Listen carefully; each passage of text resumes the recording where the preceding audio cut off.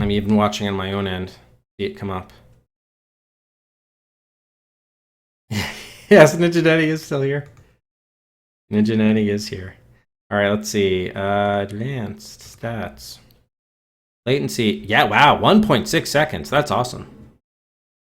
Yeah, very cool. All right, well, it works. So the latency works. So that's the pro. The question is whether how much the video quality suffers or what have you. But yeah, I guess we're close to the old glory days of Hitbox when they're the very low latency. All right, that's very cool. So has it been successful in other streams you guys have watched with the lower latency? Yeah, no, that's awesome. That's great. We better closer feedback. That'd be really cool if it works out. I just hope, again, it doesn't adversely affect people with lesser connections, but we'll see. All right, in any event, I think we're ready. Ready to start in the first degree. Let's do it.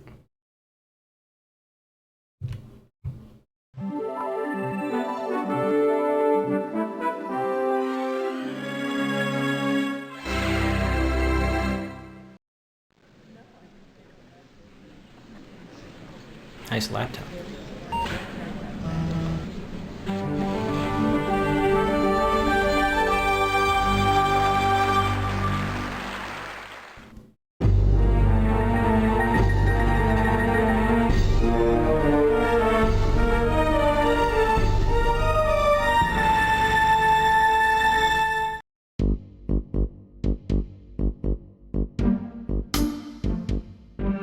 Okay, so we can start a new game, load a save game, or quit. Let's start a new game.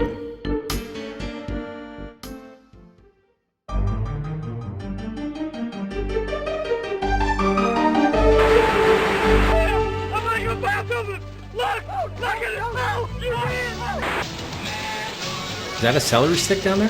With cottage cheese? And cookies? What? What kind of lunch is this? It's an entertainment experience so fantastic. I think that's SpaghettiOs. The news team with the 5 o'clock news.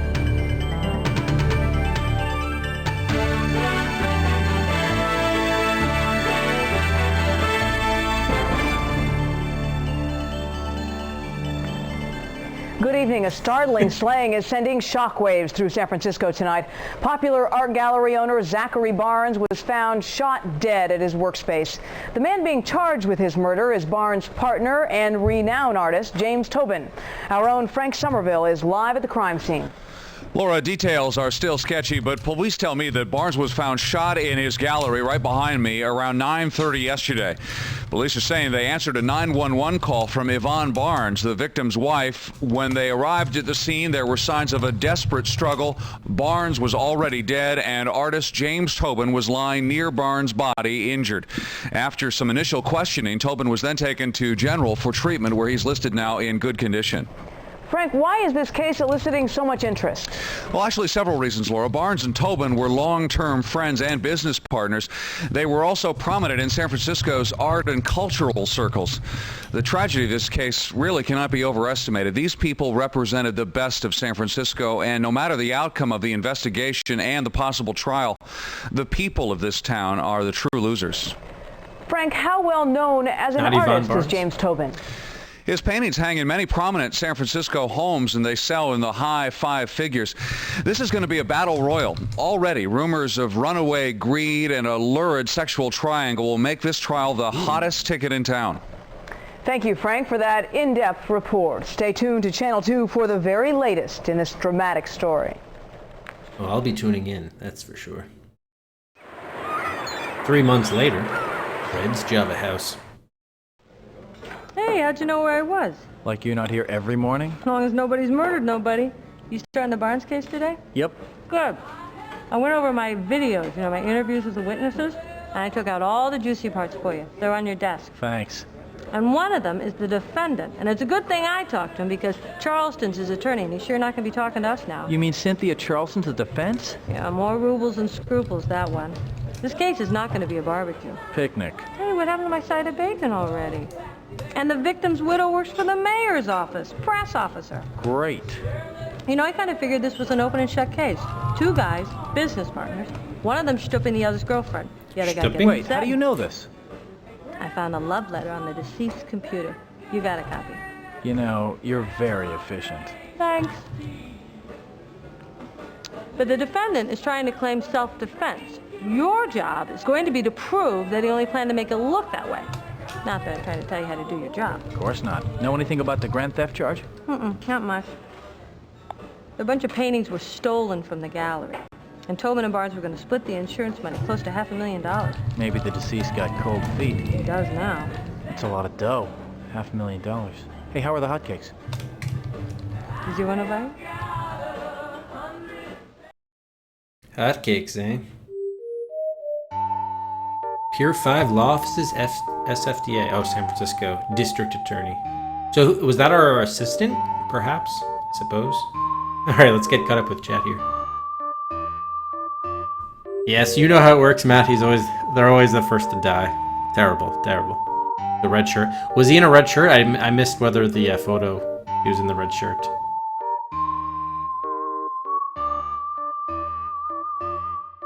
Oh, I missed the bear action figure. Damn it. Yeah, and he didn't say. He said battle royale, not battle. Or he said battle royal, not battle royale, which I found interesting. I did like the use of stupping. The Laura Zimmerman, the newscaster, I thought was the most convincing, actually. Schmutz on his tuches. Hey, how's it going, Duriel? Clicking on the top of the screen will bring up the menu. Okay, cool. Thanks, Aardvark. All right, so I think there was something let me just quickly get down a note here. So we know that, yeah, they were, I guess, we have reason to believe that paintings were stolen from the gallery, and then Barnes and Tobin may have been planning to split the split insurance money, right? So it was an insurance scam. Maybe one of them tried to off the other to claim all of it. Who knows? Tobin tried to kill Barnes. We'll see. There was the love triangle bit though. I didn't quite catch on. I heard one of them was banging the other's girlfriend or stupping. However, I missed the details on who was doing what, so we'll have to check in on that too. Hey, how's it going, Taluna? Shall we go to trial? Actually, that would be a death. We should try that. All right, let's. Oh, look, yeah, here, file. Oh, look at this. About version 1.0. Okay, so that's our save menu here. Options, the ambient music is on. We can take a look at the credits here. Conceived and directed by Mike Adair. Any names anyone recognizes? From Adair and Armstrong? Probably not. Oh, okay. Another thing here. The Brøderbund Quality Assurance Department. Too many people to list. You just get a departmental credit. Here's Al Giannini, the actual assistant DA of San Francisco that was credited. Greg Williams, the best boy. Cool. Oh, the jury. Oh, here are the actors. Anyone want to see? Oh, look at that. Laura Zimmerman plays herself, so she must be a real news anchor. That's why she was so good. I wonder if she's still active. Appreciation to the good guys. Nice. Oh, look, El Duque, Orlando Hernandez. Got special thanks. Very nice. Oh, look, game information help. Oh, awesome. All right. So we didn't find the manual, but at least we get a little bit of a tutorial here. To play in the first degree, click on text. For example, to choose a witness, click here on witnesses. To interview a witness, click on the person you want to interview. To select a theme and bring up questions, click on one of the themes. To preview a question and to ask a question. Oh, so like branching out pattern, okay. That was it? All right, just click on text. pretty straightforward. That sounds good. All right, yeah, let's go to trial. Like, it's gonna be it'll be a bad ending. We gotta see this. Down. Let's go. I'm guessing you go to trial without having done any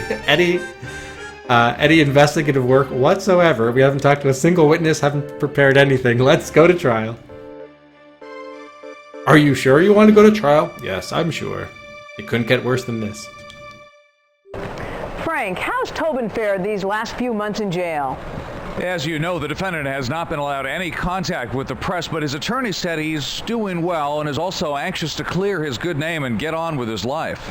And can you characterize the mood of the prosecution? Laura, with the trial beginning tomorrow, Granger and his staff are, of course, projecting confidence, but Granger would not comment on record about his chances of getting a first-degree murder conviction. Frank, you'll be covering the whole trial for us, right? You bet, Laura. Camped out at City Hall for as long as it takes. Well, good luck. Channel 2 will be providing the most extensive coverage of the trial. We'll have live reports from the courtroom and expert analysis of each day's events, so stay tuned. Coming up now, can't figure out what to do with those little plastic clips that come on bread bags? Stephanie Chu will tell us about a recycling program in the East Bay when we come back. Twisty tie, a program explicitly for twisty ties? Exclusively, that's awesome. I forgot we have to play the trial though. Shit. Hello. Hi, Mr. Granger. This is Frank Somerville. I'm covering the trial for Channel 2. I know you don't want to make a public statement, but I was wondering if you'd care to comment. It'll be entirely off the record on what you think your chances are on the murder charge. Okay, if we have to actually play through this, I thought it was going to go immediately to the end and they'll be like, you don't have enough evidence, you lose. We're going to have to dismiss the case, but yeah, alright. Let's see, let's actually start over. I didn't realize. You'd actually have to play to see the bad end. Alright, sorry everybody. No, definitely don't save that game. Okay. Oh, Her Story was done by the same people that did Mackenzie, right? Mackenzie and Company? No, they did the Nancy Drew games, yeah. Okay, so we're back here. Alright, so I guess we'll actually do this for real then. We'll start with witnesses. Actually, didn't she say, I don't know if that was our assistant, but I guess she said she left tapes for us. So we have, witnesses were Ruby, Simon, and Yvonne. Yvonne was the wife of, what was the guy who was murdered? Barnes? James? No. Zachary Barnes. Okay. That's Barnes' wife. We don't know who Ruby and Simon are yet. What are tapes? Okay, so probably should start off with tapes because these are the people that have already been interviewed. Documents. Okay. Got it. All right, let's start with the tapes. Yeah, Nancy Drew. Oh, Her Story's in recent. Yeah, I mixed up Her Story with Nancy Drew. Yeah, Nancy Drew was the one by what was it? Forgetting the developer now. American Laser Games or something like that.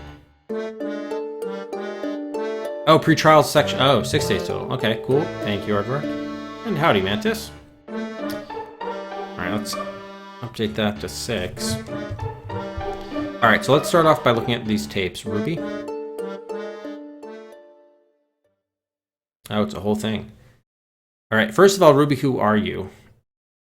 I guess we'll probably better not to play all, just so we have some time to take notes in between or something. All right, first reaction is Ruby.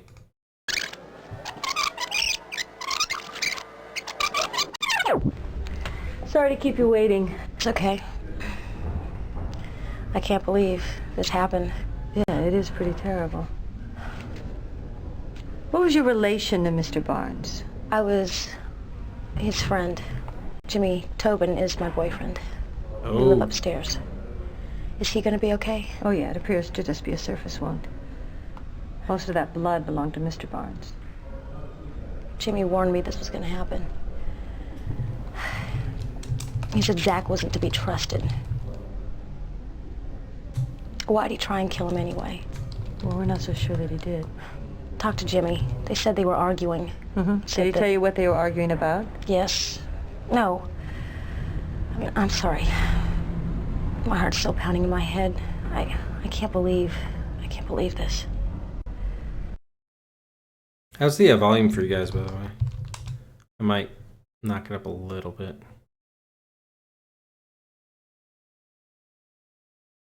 Okay.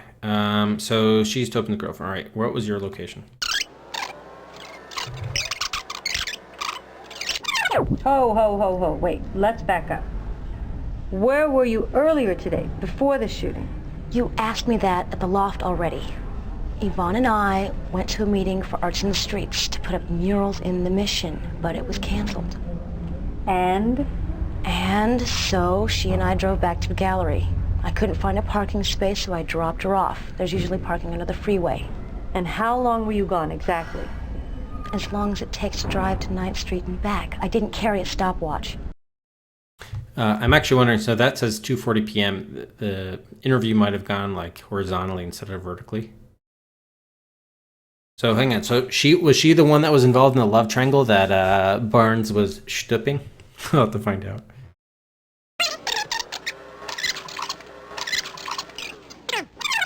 You know, Oh no, this is later. if Jimmy hadn't moved out of the way, that bullet might have killed him. Yeah, I suppose. Did Jimmy... No. Is it James or Jimmy? People call him both. They call him Tobin, too. Did Jimmy set up the meeting? I don't know. How long in advance? I said, I don't know. You're trying to make it out like he planned it or something. No, I'm just trying to figure No, out... that's what you're doing. You can just go to hell. Oh. That's uncalled for. I love the look she gave too. She's like, what the fuck? What the fuck did you just say to me? All right, so... sorry, play the location. What was your location again? You were at some art fair?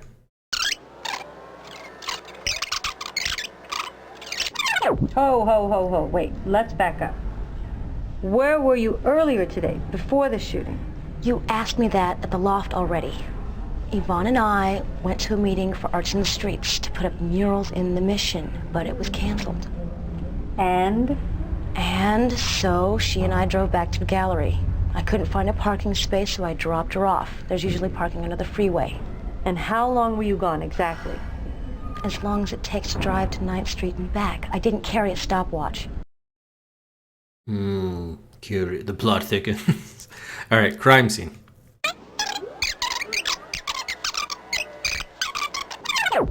I remember Yvonne on her knees next to Zach. I was trying to help Jimmy, and I saw all this blood on his shirt, and at first I thought it was Jimmy who got shot in the chest. Did you see a gun at this scene? No. Jimmy said he looked really pale, real awful. There was stuff scattered about the place and broken glass, and he said, I'm sorry. Zach tried to kill me. Please call 911. Yvonne was trying to give Zach CPR or something, and then she came rushing at us. She was out of her head. What happened? Well, she started saying crazy things. She started kicking Jimmy and saying crazy things. Like what? Something about, I don't know, Jimmy killed him, and I killed him, and she killed him, and that she loved him, and she killed him. It didn't make any kind of sense. I tried to put my arms around her, just holding her, but she broke away, and she went back to Zach, trying to save him for the last time, but I guess it was too late. Okay, so that's interesting. So we have Yvonne. Actually, I guess she's going to be another witness we're going to interview later. So, according, Ruby said that Yvonne said Jimmy killed him, I killed him. So that's interesting because, and remember, she was also discovered there after walked in to find Yvonne over. See, this is kind of weird because ordinarily in a game like this, it's like a whodunit, so you have to try to piece together the clues. But in this case, it doesn't seem like Yvonne is a suspect. So if we're really just trying to prosecute James or Jimmy Tobin, I don't know to what extent we need to be keeping an open mind about other, like if Yvonne is found over the body, she could be a suspect too. Like, I'll have to see. All right, so chronologically, what was the meeting about?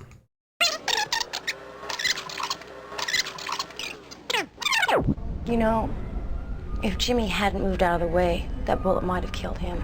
Yeah, I suppose. Did Jimmy... No. Is it James or Jimmy? People call him both. They call him Tobin, too. Did Jimmy set up the meeting? I don't know. How long in advance? I said, I don't know. You're trying to make it out like he planned it or something. No, I'm just trying to figure out... No, that's what you're doing. You can just go to hell. Yeah, so we don't know where the gun is because she claims that she came in there was no gun found at the scene. So it's possible, Tobin shoots Barnes, ditches the gun, then plays like, you know, oh, I've been hurt. Or maybe Yvonne came in and took it. We'll have to find out what happened to the gun. We also don't know who arranged the encounter. That was that last one. All right, background.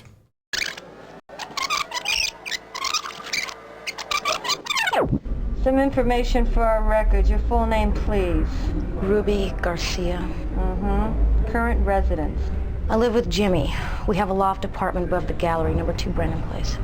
How long have you known Mr. Tobin? About a year. I'm a student at the Art Institute, and we met one night after a guest lecture he did. I moved in about a month later. But he had already broken up with his wife. That's what you're thinking. You know, you are a real case. You know, you're lucky I'm even talking to you. I'm lucky? Listen, lady. Your friend was murdered this morning, and I'm trying to figure out what happened, and you are acting like a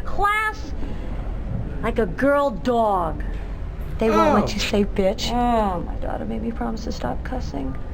Strict, huh? Oh, she's a tyrant. Okay. Did she call her daughter a tyrant? Prior residence, please. Before moving to the city, I lived in San Jose, near downtown, where I used to grow up. I came here to the Institute on a scholarship. My parents didn't have that much money.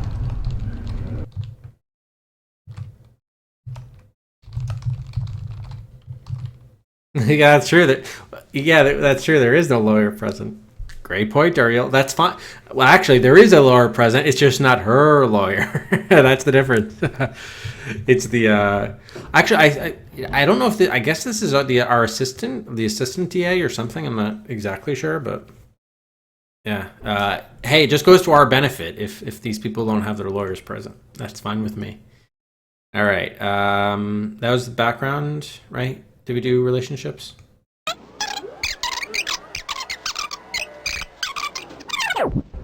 Oh, detective. So how did Zachary Barnes and your boyfriend get along? They were business partners and best friends. Jimmy is a brilliant artist, and Zach was a wonderful person. Were you also friends with his wife, Yvonne? Yvonne knew Jimmy's ex-wife, Helen, and I think she's always judged me against her. Yvonne has a surface, but once we got past that, we got along pretty good. And how was her relationship with her husband? They loved each other, I guess. Though, lately, since she's went to go work for the mayor, she's been really wrapped up in her career. Zach talked to me about it. Was Yvonne jealous of your friendship with her husband? Why? There was no need for her to be. Your boyfriend, was he jealous? Look, there you go again. Look! I gotta ask what I gotta ask. Yeah, well, I don't gotta answer. Law and Order, I think I saw one episode of Law and Order maybe like 15 years ago or something like that. But yeah, it makes sense the detective would... The problem is they never introduced. They could have introduced as a, hi, I'm Detective so-and-so, like, great to have you, you know, whatever. All of a sudden we just meet a random woman at the diner and she's like, hey, I left some tapes for you. Want some pie? Like that was kind of it. I didn't know whether, as our assistant, she had assembled the things or whatever. They kind of left that a little bit uneven. But yeah, it makes sense that the detective would question. But don't you think then the detective would also say like, hey, here's what I think the deal is? And we didn't really get that. All right, art theft.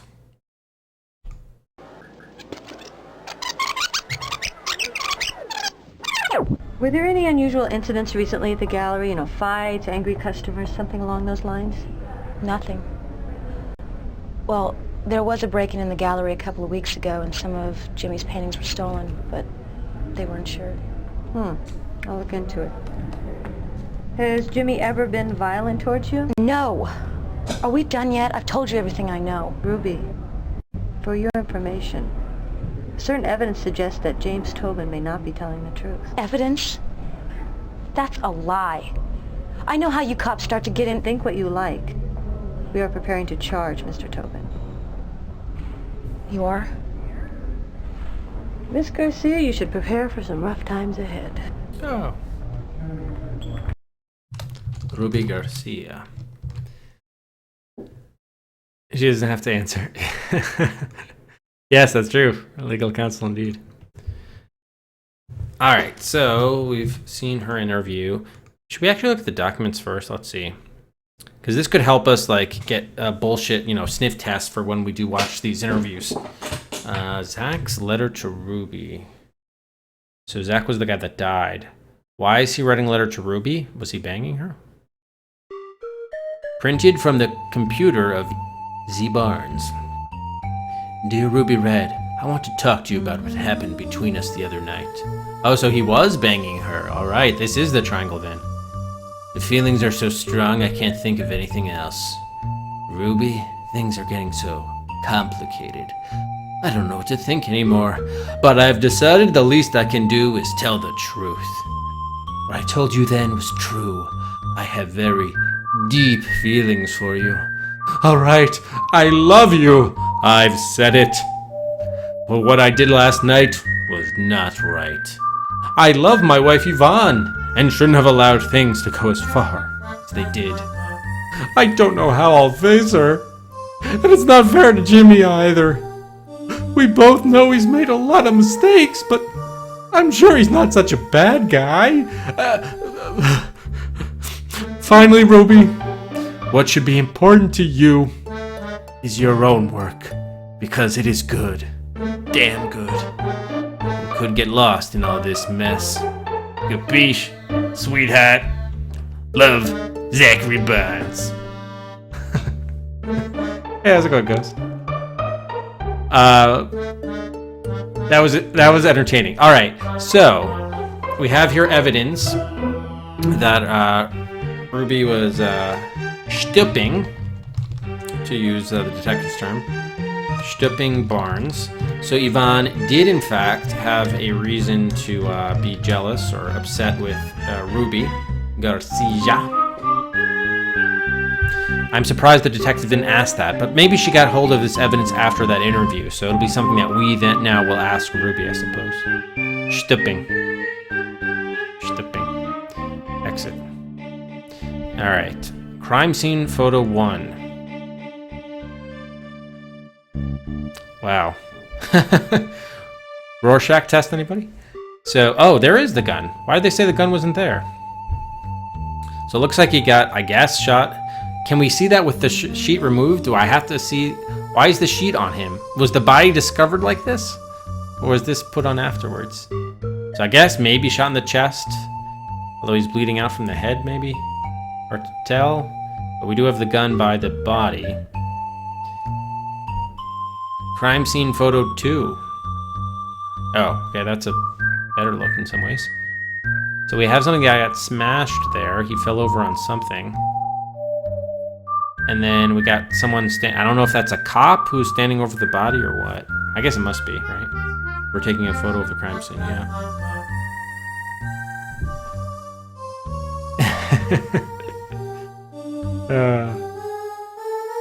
Yes, I don't know what this business is up here, but we'll figure it out. Can we interact with the photo in any way? We cannot. Is the gun in the same position? And also, more importantly, is the blood pattern the same? Kind of. Alright. Gun, shirt, etc. photos. Tape.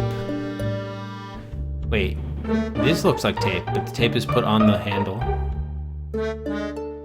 Was he wearing a yellow shirt? Door jamb from back of gallery.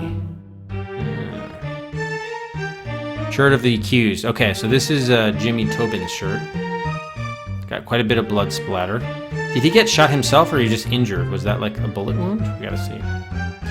Zachary Barnes photos. Zachary Barnes deceased. That's him in '94. He's got the in keeping with the grunge plaid. Love it, love it. This was him '82 in New Orleans, playing football. And in '89, he won a teddy for somebody. Really, that looks more like a monkey to me than a bear. A deformed monkey, yes, but a monkey nevertheless. A bear, I'm having a harder time seeing this as a bear. But who did he win that bear for? A teddy. James Tobin photos. Where did we get access to these photos? These are not like photos at the crime scene. James Tobin accused in '89. Very artistic shot there. Are these x-rays behind him of someone's brain? MRI? I don't know what those are. We got 95. He was going both sailing and apparently he was on the tarmac of a helipad. Looks like husband material. Except for one small problem. He's a murderer. 6 Flags way to stop the hill for you. Yeah, you know what they should do is insert this into the, you know that meme that goes around where you have the guy walking with his girlfriend or whatever, and then he's checking out the other girl, and people just fill in like the captions, the blanks. You could kind of like see them inserting that one in there. This is a very dreamy type expression. He's like, look into my eyes as I sail this boat through my flowing hair. The sailboat. One small problem is he's a murderer. Alright, floor plan of the gallery / loft. So was the loft above the gallery? Yes, it looks that way. Downstairs is the gallery. We have... Oh, the shooting took place in the gallery. Okay.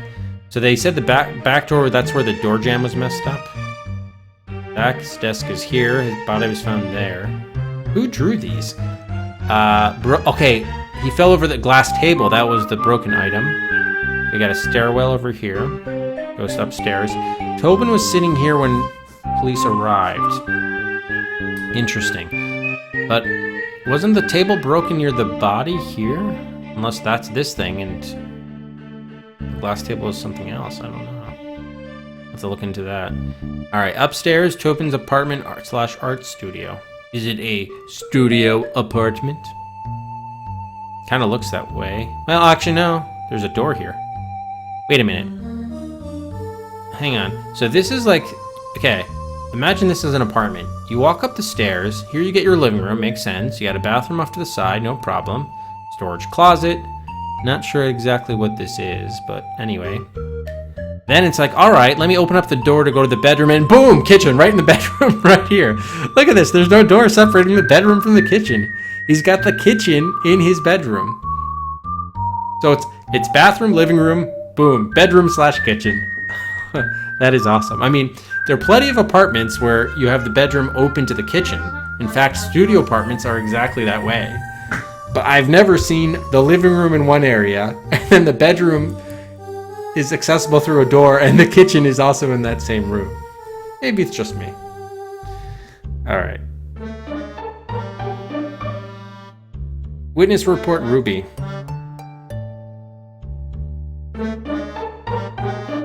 Smell the bacon, yes. Reminds me of Michael Scott. Yes, exactly. With the George Foreman grill. Alright, potential witness background. Ruby Garcia. In 84 Brandon Place, San Francisco, 94107. Homicide larceny. The date, oh look at this. It was May 15th, but yes, they crossed it out to today, May 17th. So this game was actually, yeah, wow. Exactly today's date. Inspector assigned was M. Looper. Okay, so that must be the detective, is M. Looper, 1509. Prior convictions, none. She's about 23 years old, female, Hispanic, 5'3", light brown eyes, approximately 110 pounds. Summary. Born in San Jose, father is an unemployed car mechanic. She's the youngest of 8 brothers and sisters. 8 bros and sisters. 2 of the brothers, Octaviano and Jesus, have minor records. She received her high school diploma in 1991. Do we have her birth date? I guess, well, this came out in 95, working backwards 23, so she was born in 72. So she received her high school diploma in 91. Yeah, that matches up. She was 18. Applied for and received a scholarship at Art College here in San Francisco. Good grades. Teachers say she's talented. Could have fooled me, but what do I know about art? She met the accused at school where he lectured in the evenings. She moved in soon thereafter. Defendant claims that he and wife had already broken up. I'll check.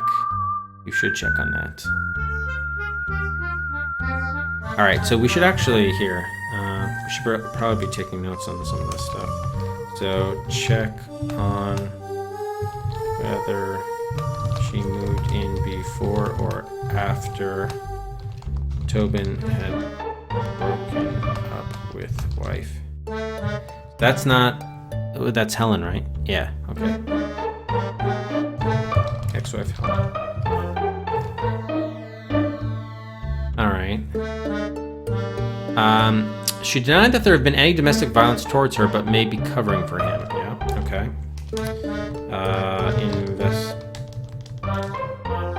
Domestic violence. We also need to press her about affair with Barnes. She works a couple nights a week in a club south of Market called the 7.6. Question on the Richter? The Richter scale? What? Couldn't get anyone there to say anything bad about her or Tobin. P.S. Not the most cooperative witness I've ever interviewed. Yes, what insight. What insight. Alright, thank you. So I guess we'll look at the witness reports after we watch the videos of Simon and Yvonne. Let's take a, should we look? Yeah, let's look at the letter from Yvonne, why not? From the desk of Yvonne Barnes, 15 Brennan Place, San Francisco, California, 94107. Dear Mr. Granger. Oh, that's written to us, with today's date, May 17th on it.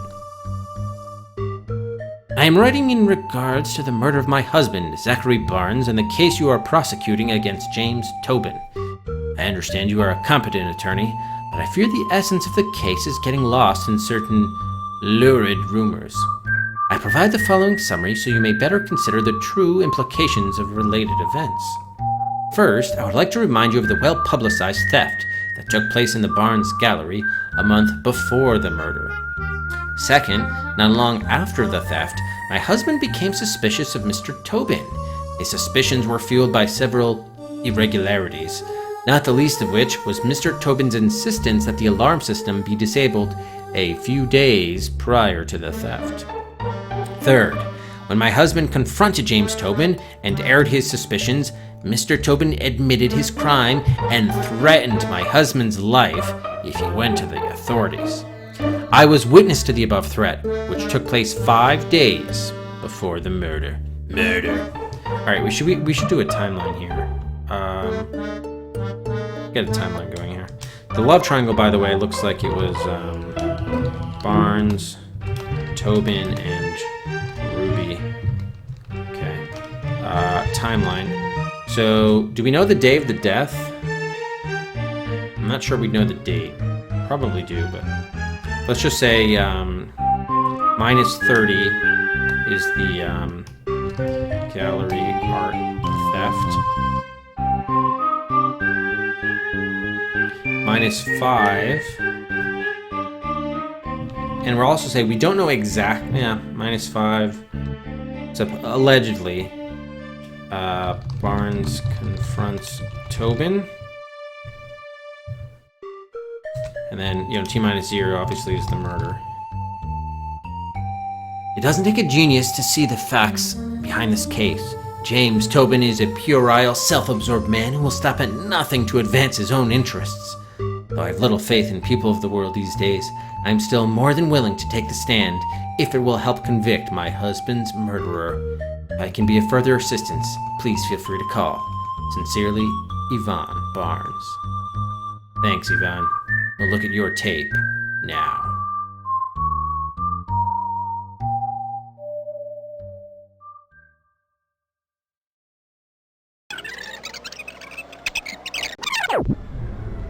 James Tobin killed my husband. I know it in my heart. Is there anything I can get for you, Miss Barnes? A glass of water? Or... Did you hear what I said? Yeah. Did you witness the shooting? No, I was in the alley.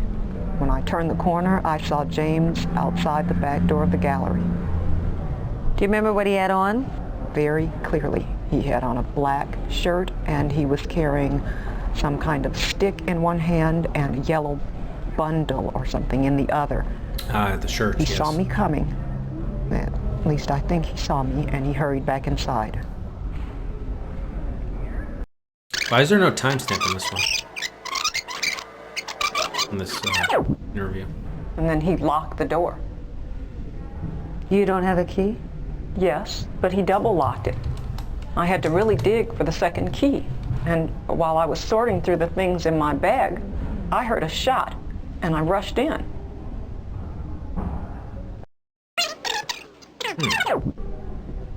You're absolutely sure the man you saw in the alley was James Tobin? Absolutely. And did he appear to have been wounded? No, absolutely not. Wait, so that's interesting. She saw him coming out with the yellow bundle. I thought that was because, all right, he'd been shot or injured or whatever, but was trying to get rid of the evidence so that he wouldn't be caught at the scene, because then it'd be less likely he would be called a suspect. But if the shot was heard later, oh, you know what? Maybe he like shot himself. It was like so maybe what happened is he kills Barnes, tries to get rid of the evidence, sees Yvonne in the alley, then is like, oh shit. Goes back in, locks the door to buy some time, maybe changes back into the shirt, and then shoots himself, maybe in like a non-lethal way, to then do the self-defense sort of strat.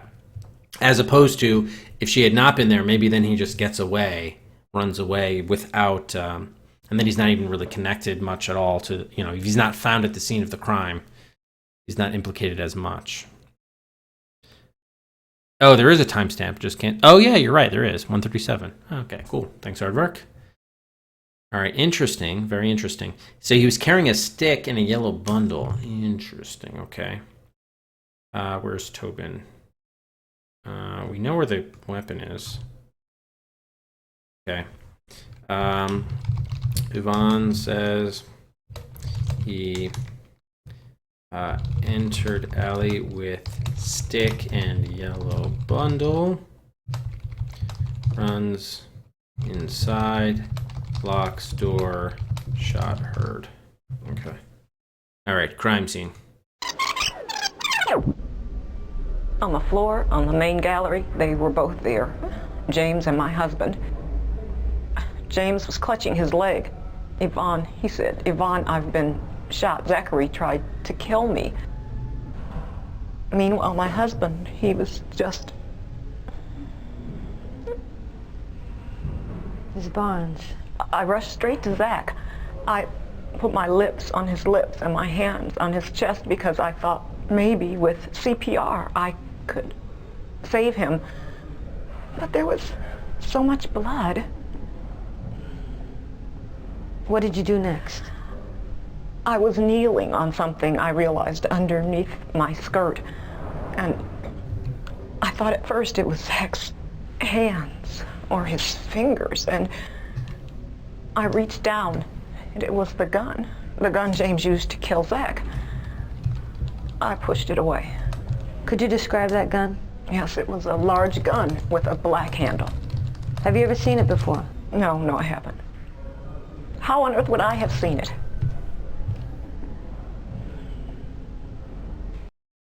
So the gun had a black handle, okay. Black handle, all right.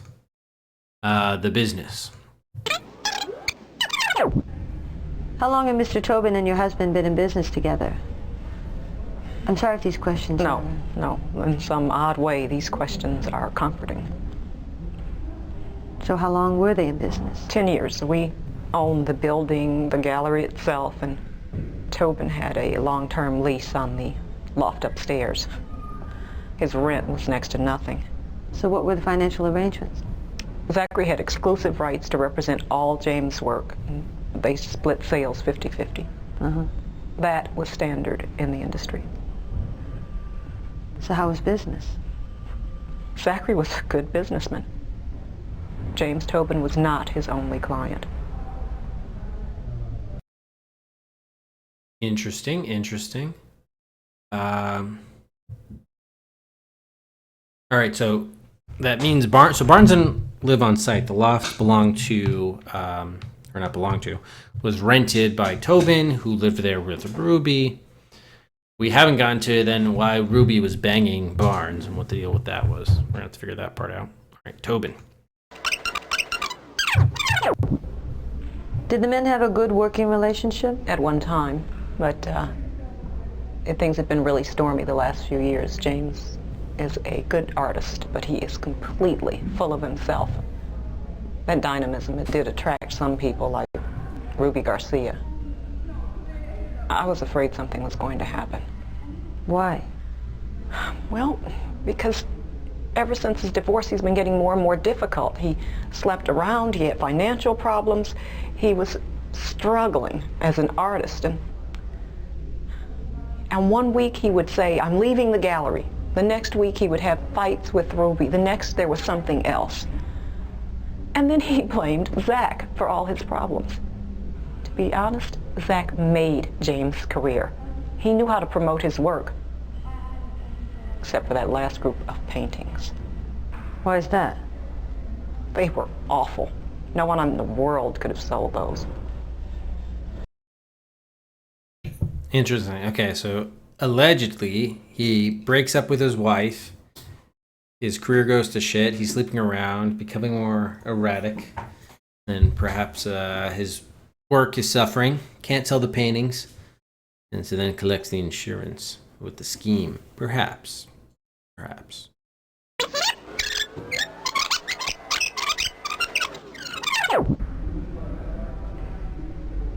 Did you socialize with Tobin and his girlfriend?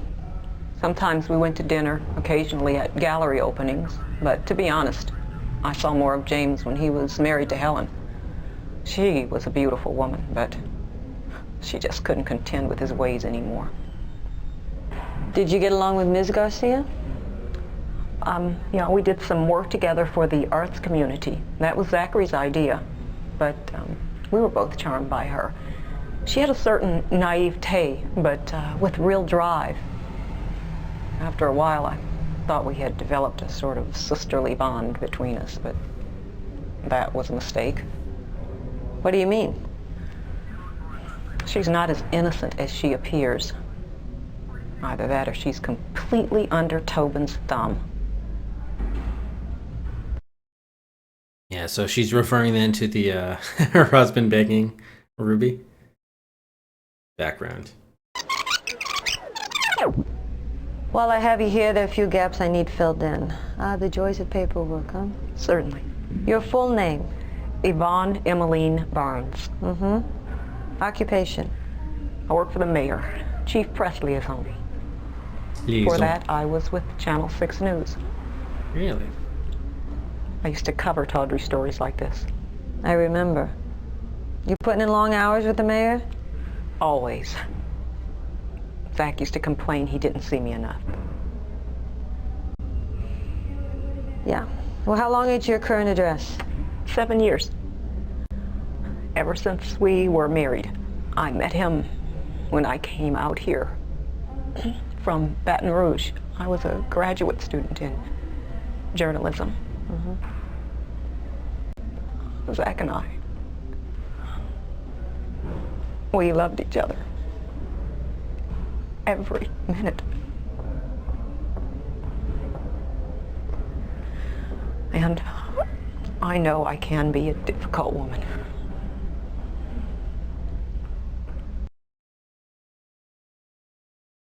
Apparently, yes. Okay, let's take a look at her witness report then. For that was Yvonne, right? Yeah. Oh, with some music here. Yvonne Barnes. I guess her address doesn't matter, but she was living with her husband Zachary. Okay, this was May 18th, so this is the next day. Pryor, spelled with a Y, spelled like Richard Pryor. What? Prior convictions? None. Approximate. No, okay, so she's 34. Female, black, 5'7", brown eyes, light complexion, approximately 125 pounds. Or are they just sizing her up and it's like, you're maybe $125. Well, I think it's the, yeah, homicide, yes. That's true. Yeah, I missed that typo. Good call, man. Zoom tight, Rufus. Zoom tight. All right, so born in New Orleans to a prominent black family. Father was a community college administrator. Mother was a housewife. 2 uncles who were Episcopalian ministers. Honors in high school and college. BA in communications from Tuskegee, 1982. She worked at the New Orleans cable station as a news anchor. I thought she was a grad student. Isn't Tuskegee in Alabama? Oh, right, BA. She got her graduate degree in Baton Rouge. Hired by station KIVE in San Jose till 92. They didn't report any problems there. Okay, I see. So she was living in San Francisco, but she was commuting to San Jose. Yeah, that's far to get to the South Bay. So where's the master's degree? Or the graduate student in journalism? Didn't you say Baton Rouge? What's this about New Orleans? Alright, active in San Francisco politics and social causes, worked with mayoral candidate McKinney, who appointed her as his press officer when he won the election. She's been working with him since then. There's a typo she corrected. She met the victim, Zachary Barnes, in the mid-80s in Louisiana. Not Louisiana, but Louisiana. Oh, it was Oklahoma. Okay, thank you, Ghost. And Tay. Well, I don't mind typos here because it's her actually writing it in. Where it's bad here is this is the part of the form. You know, this is the typewriter. This is part of the form, so this is actually the worst typo because that was made by the police department. That typo on all the forms. All right. So they married soon after. Seems to have been a good marriage. She helped bankroll her husband's business of the art gallery, but appears to stay out of running it. Barnes' gallery was co-owned by defendant Tobin. Was it though? She claimed that he had all the rights to show the stuff, and that he was leasing the loft. I don't understand that part. Yeah, I thought it was in Alabama. Yeah. Didn't I say Alabama originally? Has been quite successful, according to tax records, being profitable every year except last. I can't decide whether I like her or not. Who cares, right? Aviocelli, smart, probably knows how to spell better than me too. Yeah, that's probably a safe bet. But in interviewing her, she clearly doesn't take any shit. Why are there two things here? There's only one. You only need to blank out one letter. Also, believe me, she can be quite volatile. Not volatile, but volatile. Ranger, FYI that means she has a bad temper. Yeah, thank you. I know what volatile means. If only you had spelled it properly. She has a bad temper. Okay. So, why is there no mention here of Baton Rouge? I'm confused. In any event, maybe it doesn't matter. I'm not sure. Muskogee. All right, so that's Yvonne. We still don't know who this Simon is, so I guess we'll see him next. Okay. And why didn't this whole letter from Yvonne that she wrote to us? Why didn't she tell the detective about that? That's weird. Like that seems fairly relevant. Clearly. Event. All right, let's watch the last. Oh, it's not the last tape. All right, let's see who this Simon is. First reaction, Simon.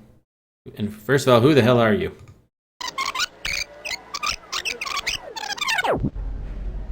Where were you this afternoon? I was sleeping when the cops came to drag me right out of bed. This isn't about those stolen paintings, is it? No. There's been a murder, Mr. Lee. A murder? Mm-hmm. Zachary Barnes was shot to death in the gallery. Holy... Well, are you sure? Mm-hmm. His wife ID'd the body at the scene. Yvonne? Mm-hmm. Yvonne. Okay, so we still don't know who this is. Did I lose? Oh, here we go. Tobin and Zach. Was Mr. Tobin on good terms with Zachary Barnes? Why? You think Tobin killed him? What makes you say that? Tone of voice. Just answer my questions, Mr. Lee. Were Tobin and Mr. Barnes on good terms? Sure, they were tight. Mm-hmm. Did you ever hear them argue? Well, things got a little fierce sometimes, but it's because they both love their work. You know what I mean. Okay. Do I know what you mean? I guess I do. The body in my truck. Oh, nice. All right. Well, why don't we pause here just in case there are any buys? Any buys? Any buys? If not, we'll do last call to buys. We do have a buy from Matthew. Matthew McGrath. Leisure Suit Larry 3. It's a poisonous snake ahead of Inca. Up there, R1, top of the raffle queue. Duriel, 3-4, King's Quest 4. What? Yep. Didn't want to move it that down.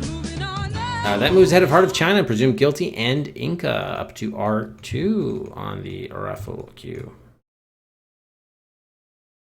King's Quest 4 making its move. And we have Rex with a gun of Are You Afraid of the Dark? That gets into double figures at 10. Once Upon a Forest, the favorite for the next showdown at the moment. Ghost 3-4, Willie Beamish. Moves ahead of Pick Up the Phone Booth and Die, Bad Machine, and Robinson's Requiem up to V35, I should say. V35. Okay. Then we have Matt with another one for Leisure Suit Larry 3. Another Poisonous Larry. Kusin Larry. Hakive 3-4, Varicella. That will kill a Poisonous Blood. And also move ahead of Shadowgate and Twinson's Odyssey up to V3.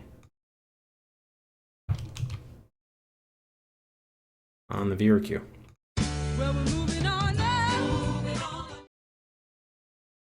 Mantis 3-4, Angel Devoid, Face of the Enemy. On the raffle queue, moves ahead of Slouching Towards Bedlam, Police Quest 4, Rex Nebular. Goes up to R6.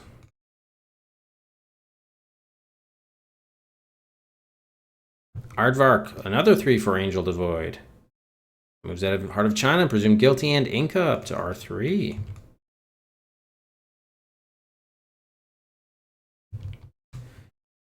Amberseen 3-4, The Pawn, which she just selected in the last raffle after Shanra. Moves ahead of King's Quest 5, Adventureland, and Museum Madness to R36. And I think that is it, huh?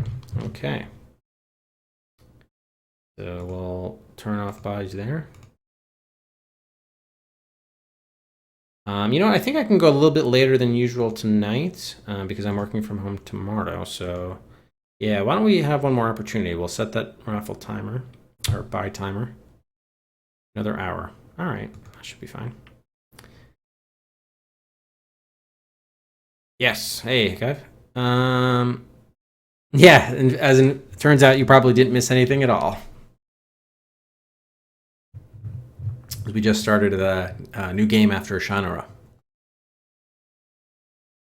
And too many women in Matt's life are getting pregnant, and probably it's sounding like they're not being impregnated by him. Is that the problem, Matt?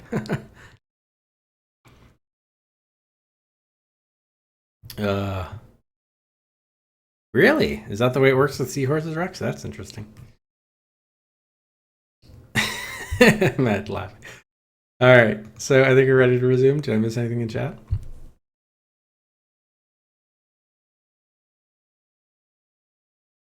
Yep, we're good. Cool. We are good. All right. Let's resume. Okay, so I think we needed I think the next one we left off with is, we still don't know who's this guy, Simon? I'm guessing he worked in the gallery or something, but we don't know yet. Probably find out with job, but let's go in order with the gun.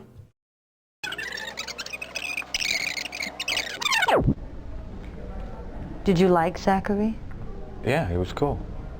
What I have here is a photograph of Mr. Barnes taken by the police photographer just a few hours ago. Well, this is too much. Gotta get his smokes out. Can I smoke a cigarette? No, not in a public building. Please take a close look at the gun in the photograph. There. Just a few inches from Mr. Barnes' hand. Yeah. You ever seen that weapon before? No, I've never seen it before. I don't know anything about this.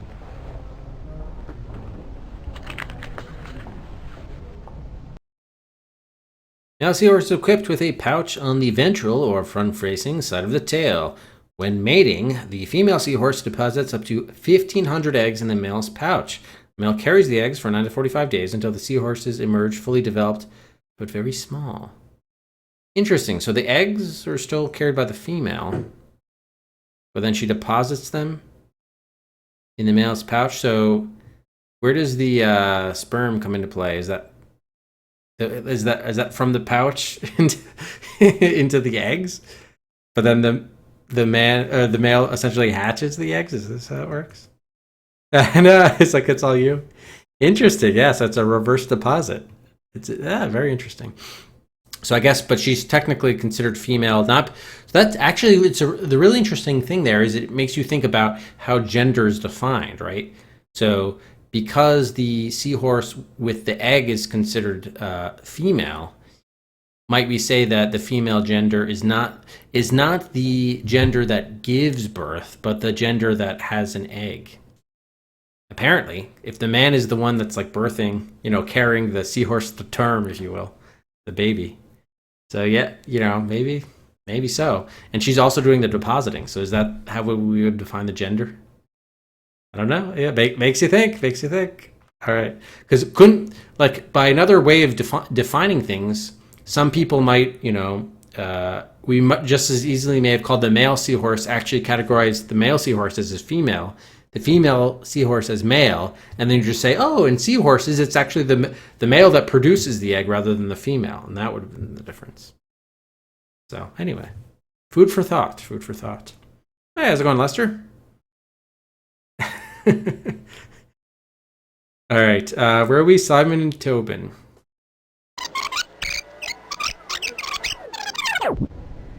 I understand you were pretty good friends with Mr. Tobin. Sure. He was a good boss as far as bosses go.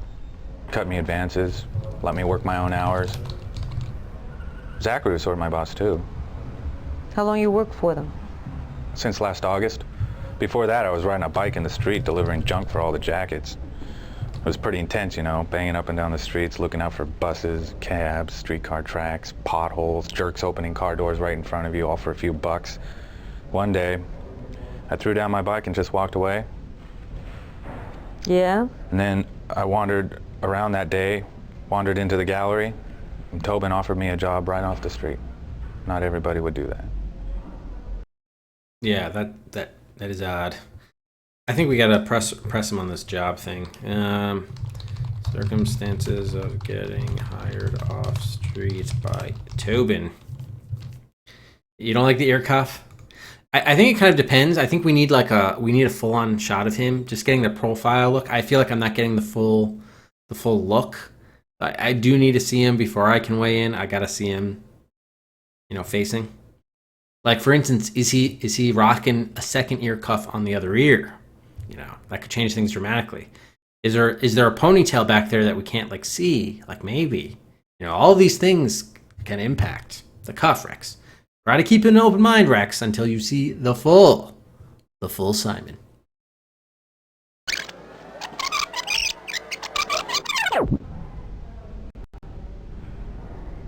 My full name? Mm-hmm. Simon Alphonsus Lee. How long are your current residence? About a year and a half. Moved out from Florida. Your parents know you're here? I'm 22 years old. What's your father's name? He died. He left when I was real young. What about your mother? Gloria Lee. She teaches school in Dade County, 8th grade. You ever been arrested, Simon? Hey, it's easy enough for me to call Dade County and find out myself. Yeah, one time. I like this. In high school, some friends of mine stole this old man's truck. It's no big deal. Oh, we'll be the judge of that. Simon. Yeah, well, you see no ponytail, it doesn't mean it's not there. It could be obscured, we don't know. We don't know yet. Black mini skirt. Every kid are gonna give him so many names. Oh, Alphonse. Oh, yeah. My wife has a friend who has actually, no, it's not my wife. My friend's wife, that's what I meant to say. My friend's wife is Belgian. and she has like 17 names. I shit you not. She once said her full name, and like I was like, what? Like it kept on going. She said it even took her like it wasn't until she was in 6th grade until she could actually like memorize her whole name. She knew her whole name by heart. It was insane. All right, Ruby.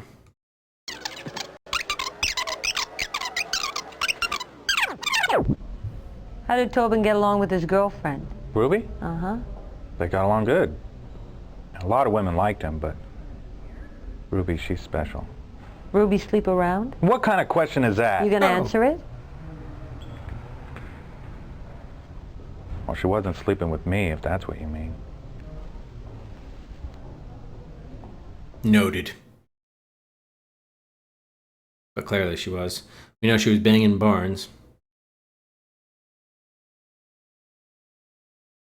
Yeah, I don't know if all of them were on, like, her legal name in the US might be different than what her full name in Belgium would have been. So, yeah, probably they're not all, I'm guessing they're not all on her driver's license. Hyphenated last name, which is not that normal. But her maiden name and her husband's last name were both exceptionally long. Wouldn't fit on any of the forms. Oh, damn. You know what I always wonder, too, is what if you have a kid with a hyphenated last name who then marries someone else with a hyphenated last name? Actually, 2 questions. What if you have a woman who has a hyphenated last name, you know, from birth, who woman with a regular like one word last name, but marries a husband who does have a hyphenated name that he had from birth. She wants to take his name. Does she take on the hyphenated name of the husband? And then second question is, if both of them have hyphenated last names, but then they want their kids to have both of they each keep their hyphenated last names, and then their kid, they want to give their kid both names. So does the kid then get a hyphenated, like, 4 names? Like, how does this work? I always wondered that. I always did. Oh yeah, there you go. Okay, yeah, let me know, Rex. Please keep me posted in like 25 years or whenever she might get married. Really want to know. All right, Zach and Yvonne.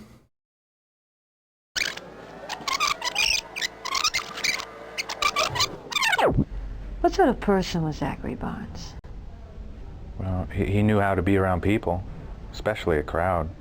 He had a kind of glow about him. But when you were alone with him, he didn't talk much. He'd just page through art books, look at paintings or something. First I thought it was just me. He didn't take me seriously, didn't want me around. Why not? I was Tobin's helper mostly. But one day, a couple months ago, we talked about art. And I realized that quiet part of him, just looking at those paintings, that was what was important to Zach. Mm-hmm. What about his wife, Yvonne? I didn't know her much. She's very beautiful, but she has a way of smiling like she's looking at somebody else. She knows a lot of fancy people. His job. What were your duties at the gallery? Well, most of my work was for Tobin. I washed brushes, stretched canvas, gesso canvas. Did you do any work for Mr. Barnes? Cleaned up the gallery, poured wine at the openings, hung shows. But mostly you listened to Mr. Tobin, right? Sure, what was I supposed to do? Did he ever ask you to do anything that, you know, maybe an ordinary person might question? What do you mean? I'm an ordinary person. Did he ever ask you to do anything illegal? No. Yeah, he looked down, though. He'd be telling. Tobin's temper. Would you say your employer had a violent temperament? Tobin? Yeah, Tobin. Not that I know of. Did you ever hear him threaten to kill anybody? No. You know, you're not very subtle. Hey, honey. Subtle's not my job. CoreTube, thanks very much for the host. How's it going, Core? Welcome, everybody, to In the First Degree. Someone's dead. Someone's lying. Can you prove murder one? Actually, I read that tagline from memory. Oh yeah, I got it right. Nice. Okay, I just checked the box art. I got it right. Nice. All right, so we just finished listening to the tape of what was this guy Simon? Okay, so he was the assistant at the gallery. I think, did he have a... Yeah, okay, yeah, let's look at his witness report. Okay, now we get the full-on view. Let's see, Rex, if you change your mind now. It looks like you're right, he just has one ear cuff, but he's rocking some necklace, so that could count for something. Keep an open mind. We can't exactly see it, but it could be a necklace there. Looks like he's got the slicked back hair. Feeling it, Rex? Feeling it? All right. We have Simon Alphonsus Lee, 172 Page Street. Oh, look, again, he was, the type of case was homicide again. And this was taken the day, 2 days after. Okay, so we gotta cover up the ear cuff. And he's got like the faint markings of a stash there. Could be something going on. Prior convictions. This time they spelled prior properly. No adult. Okay, so he had that conviction as a kid, as a juvie, if you will. He's 22 years old, male, black hair. See, I don't like how they called Yvonne. They called out that she was black, but they haven't called out the race of any other of the other people that was not black. A little bit racist there. A little bit racist. All right, he's got a large tribal tattoo on the left, something or other. Can we unfold this photo to see? We cannot. Approximately 170 pounds. Okay, he's born in Florida. Claims his father died 20 years ago. I couldn't find a record. Interesting. Oh, are you saying that Tobin was his father? Uh-oh. Mother Gloria Lee teaches school. Simon dropped out of Hashul, 10th grade. He worked various jobs in Florida, unskilled, picking vegetables, washing dishes. District attorney, okay, you can't throw jokes into a witness background report of a murder. It's fine to do your own commentary, that I have no problem with. However, making jokes about this guy, about this kid's, what he did for a living, I mean, come on, no. That does not belong there. Unprofessional. Alright, he also worked as a janitor. Said he was charged as a juvenile in auto theft, called Cahier de Date. And there's nothing there, probably expunged. Came to San Francisco in 1990. He said he wanted to be a hippie. A little late, don't you think? Worked various jobs and was unemployed until mid-91 when he was hired as a messenger by Dexter's Delivery on the Embarcadero as a delivery boy, a delivery person. Wait a minute, didn't he say he worked for a year and a half as the delivery guy? Which would have put us end of 93, start of 94. But doesn't the game take place in 95? I think he said he was only working since August. He said he had been working at the gallery since August, which I'm guessing would have been August 94. Yeah, the timelines here don't match up. Head of the place liked him. He has a real future in the business. He quit his job after seeing a particularly nasty accident downtown. Went to work at the Barnes Gallery, wandered in, ended up with job. Cleaning up, prepping canvas, etc. Apparently did a good job. Claimed he was making $10 an hour. Their records show $7.50. Saw his apartment, which he shares with 4 other people, who definitely live on that salary. Really? Well, I guess if you have 4 roommates. Maybe he puts all his money into the fancy motorcycle he has. I'm sure it costs more than my Valiant new. Interesting to see what he does now the gallery no longer is. Page 1 of whatever. What is going on? Wait, left testicle. Where did that come from? Oh. Alright, so I think we've seen all of the documents now, huh? I think we have. Alright, so let's watch the last tapes with his defendant himself, Tobin. Oh shit, did I miss? Oh wait, hold on. We gotta go back then. I missed that. Is tatted up? Oh, I see. On tattoo on left could be testicle. Yes, it could be. Anything that he has 2 of. Anything. I'm not going to rule it out, Cor. The game is young. We could certainly hook up with any number of these gentlemen. Simon, perhaps the murderer himself, James Tobin, alleged murderer. We'll see. We'll see what happens. Could be a courtroom romance brewing. All right, here's Tobin at the crime scene.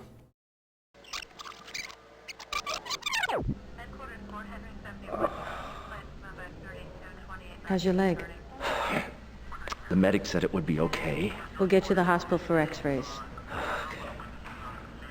you mind telling me what happened today? Well, Zach, my business partner, came at me with a gun this morning and told me that he was going to kill me. Those were his exact words? Well, I don't remember his exact words. Zach and I were supposed to have a business meeting this morning. And I was over there, I was finishing up my coffee, and I look up and he's coming at me with a gun. Well, I bolted up out of my chair and he fired. I mean, thank God I did, or the bullet would have killed me. It just hit my leg. Oh, God, this has been a nightmare. So, how far away was he when he fired? Well, he must have been pretty close, because I managed to grab the gun out of his hand. We started to struggle, and I hit my leg on the coffee table and the glass shattered, and then the gun went off for a second time, and hitting him, I guess, in the throat. And then there was blood everywhere, and God, this is... When forensics Inspector, we just... should get this man to the hospital. Yeah, all right. Looks like his legs I'll are be talking crossed. to you, Mr. Tobin. Yeah, couldn't like forensics, like everything from like splatter patterns to like the powder burns on his hand if he had fired the gun, like wouldn't they have shed a lot of light on what was going on here? I think so. Pain explosion. Ketchup. All right, what about Yvonne's story?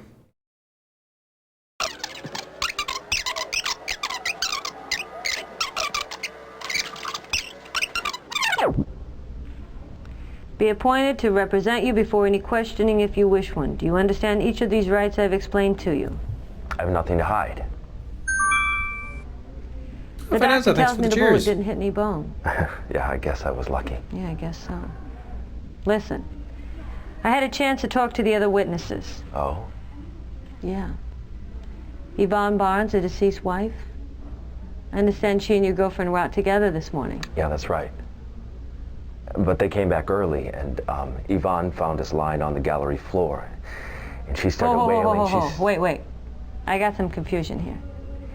Miss Barnes says that she saw you in the alleyway just a few minutes before she got back inside. That you ran in the back door. No, she's mistaken. She says that she saw you very clearly. Well, it's obvious that the trauma has left her completely confused. I wasn't in the alley.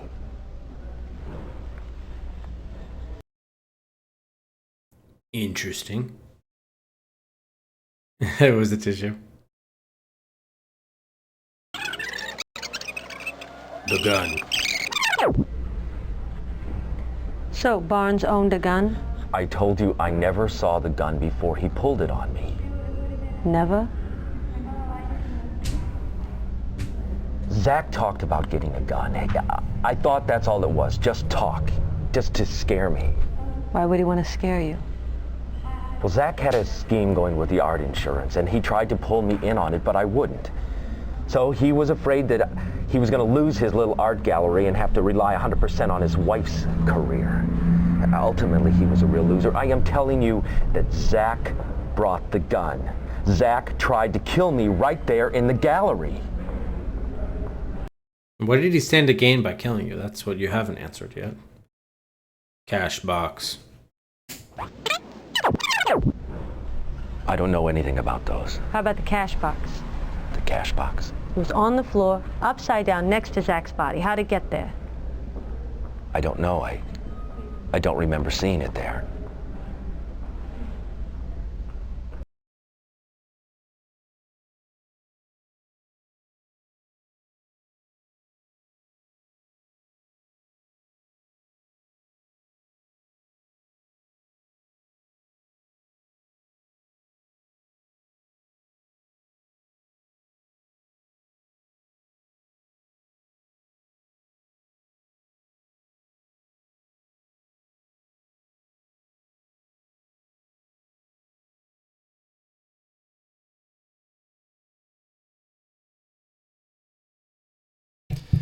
All right, so it looks like that.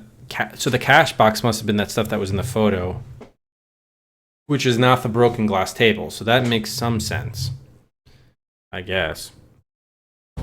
Yeah, that's exactly what it's supposed to be, Ghost, because we're supposed to be convict the guy. So we kind of, just from the premise of the game, we know that he's guilty. We just have to prove that he's guilty. We as the player, I guess, kind of know. By the way, I've been wondering, what is the... Can anyone read this? It says something like Lawrence or Lawrence? What sort of TV brand is that supposed to be, I wonder? So then there's a cash box. So do we think that Tobin was trying to get at his money? Not sure. All right, that's the news story.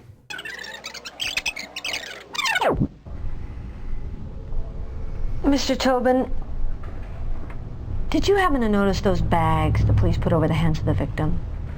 Yes. Do you know what they're for? DNA samples? No. They're to keep the hands from becoming contaminated. If Zachary Barnes fired a gun this morning, if he pulled a trigger, there'll be some residue on his hands that'll show up in our tests. There we go. Thank you. But if his hands are clean, I'm going to charge you with murder.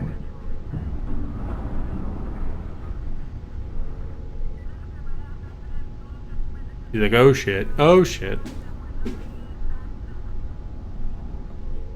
I lied. What I told you before wasn't true. I mean, not all of it. I was so scared. I didn't think that anyone would believe me. Well, tell me what really happened, and I don't want any crap this time. Zach and I were having problems in our business. But I didn't realize that he was so desperate. He did bring a gun to our meeting, just like I said. And he pointed it at me, just like I said. And shot you in the leg? No.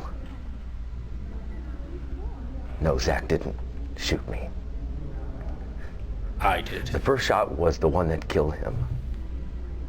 You see, he came at me, and I was able to get the gun, and it went off.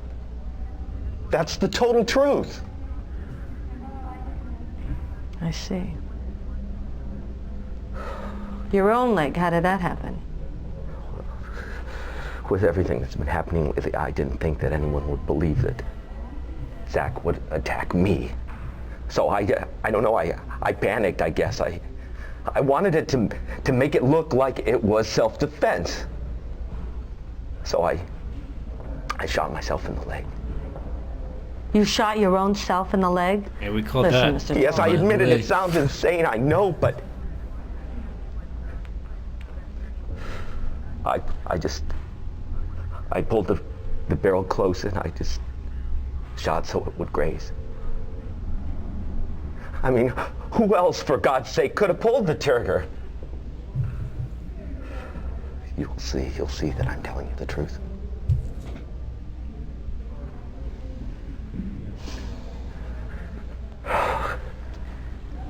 Tell me a little bit more about the problems you and Zach were having. I think that I'd better see a lawyer. Yeah. Oh, now you say that. Yes, Mr. Tobin. I think you better.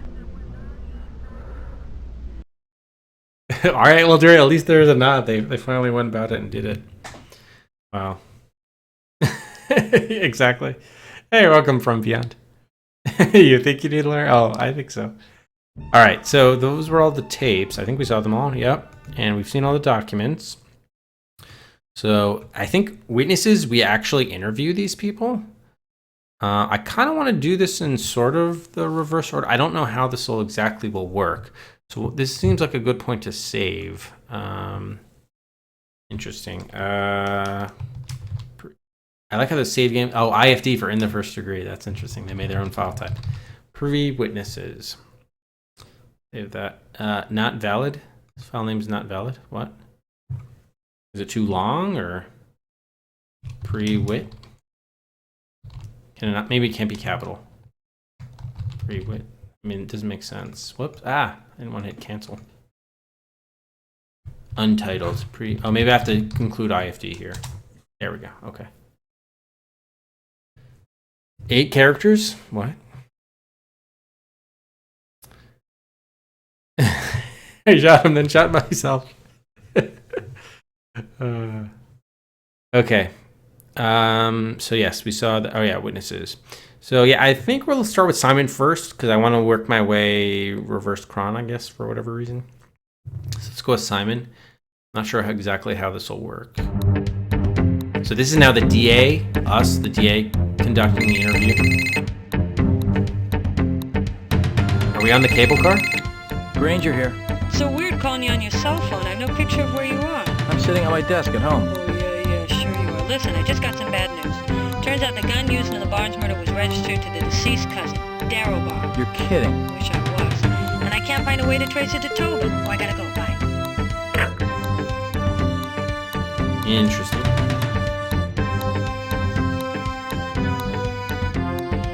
It's too bad we can't get a Helen involved.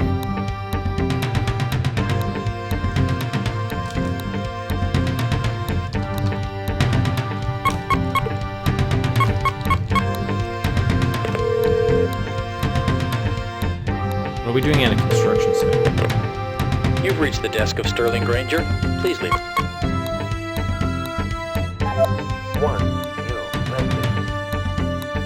Hello, this is James Tobin. My lawyer told me not to call you, but I had to tell you. I know Simon Lee stole the paintings. I saw him outside the gallery in costume. He was dressed up like the back of a horse or something. A week later, he's driving a new Kawasaki. When I take him aside, he tells me that Zach put him up to it for the insurance. End of final message.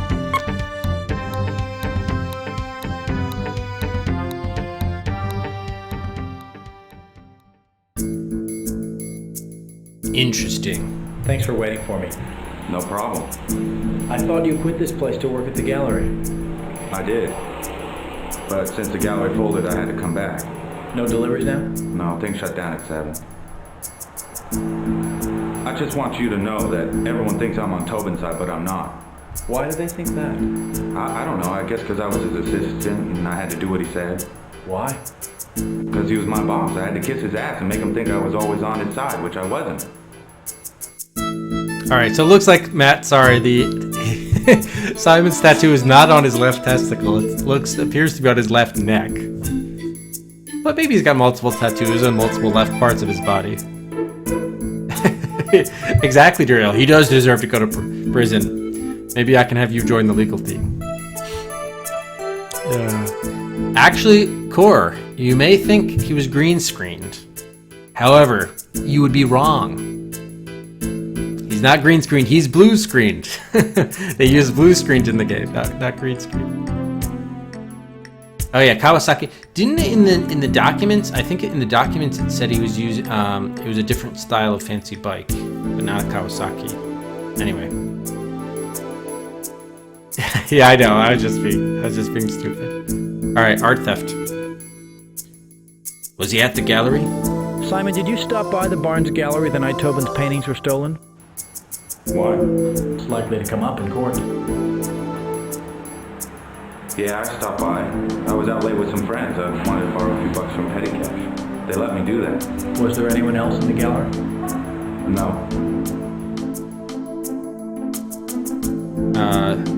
Let's ask about the motorcycle first before we reveal Tobin's phone call. I noticed out front you have a Kawasaki.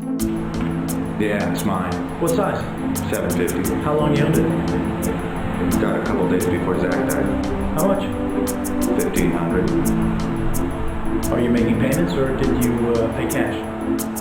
What are you asking for? Just curious. Did you pay up front? Yeah, I did. On $7.50 an hour? What did you wear? On the night of the theft, when you stopped by the gallery, what were you wearing? A sweatshirt, like this, and shorts. I remember because it was cold out. Which is why you were wearing shorts? Well, I don't want to accuse him of the theft yet. Let's reveal Tobin's phone call. And do we have enough? I don't know if we have enough information.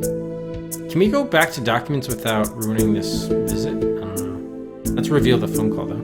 I just picked up a call off my message machine from James Tobin. Want to know what he told me? What? He said he saw you in front of the gallery the night the paintings were stolen. You were dressed up in a horse's costume. You're right, I forgot. I was the backhand. I could have guessed. You said you stole the paintings and Zach gave you the money for the Kawasaki. Yeah? He's an asshole, bunch of friggin' lies. I was at the gallery, stopped by to get some money, but Tobin was the one stealing the paintings, not me. He see you there? Yeah, he saw me, put his arm around me, and asked if I'd do him a favor. What favor? He asked me to keep it quiet, to say nothing to nobody. I can't believe he tried to stick this crap on me. Interesting. How thick is that? Oh, JB Harold, yeah. I think there is Murder Club is on the list, which was like the first JB Harold game, I think. But it, the FMV one that came later in the mid-90s, I think was Windows only, right? Yeah, Murder Club is the only one. There was one that McCall was playing, I think. But I don't think that's on... I think that was Windows only, not Windows 3.1.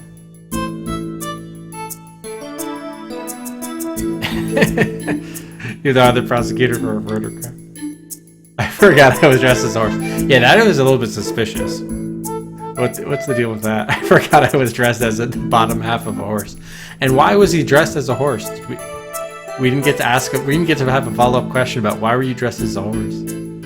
All right, did Tobin pay you off? Simon, did James Tobin ever give you anything in return for your silence? Look, I told you what I saw that night in the gallery. Isn't that enough? No. Well, that's all you're gonna get. Oh, are you a hostile witness? Cheeky bastard. Alright, I want to see if we can, hang on here. I'm gonna call this Simon Horse. Oh, it's too long. Simon Whore.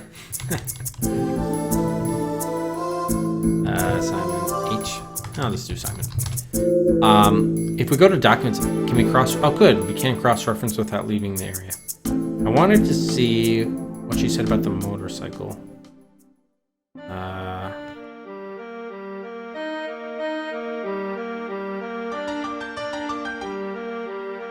Okay, you just said fancy. Okay, she didn't say which motorcycle it was.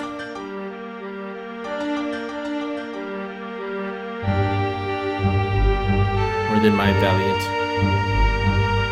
Alright. Oh no, we did go back here, shit, right? Oh good, okay, cool. Alright, gun. Did you see a gun? Did you ever see a gun in the Barnes Gallery? I don't remember. You don't remember? Meaning, you couldn't just say, no, I didn't see a gun. Like, how do you, I guess you saw guns at home and you... Yeah, let's ask again if you saw the gun. Well, if we ask for his cooperation, he's not going to say, oh, yeah, so I'll cooperate. Simon, I'm not in the mood for games. Did you ever see a gun in the gallery? I'm not playing games. We'll see. Yeah. Zach's office in the drawer. It had silver facing and black grip. You didn't mention this to Inspector Looper? No, I was pretty upset. Upset about what? So as he delivered the gun, ask him to reveal more. Ask him if Zach had the gun. Oh yeah, if you can tell us more, that'd be nice. Blue Chicago Blues did have a US release for Laser Active.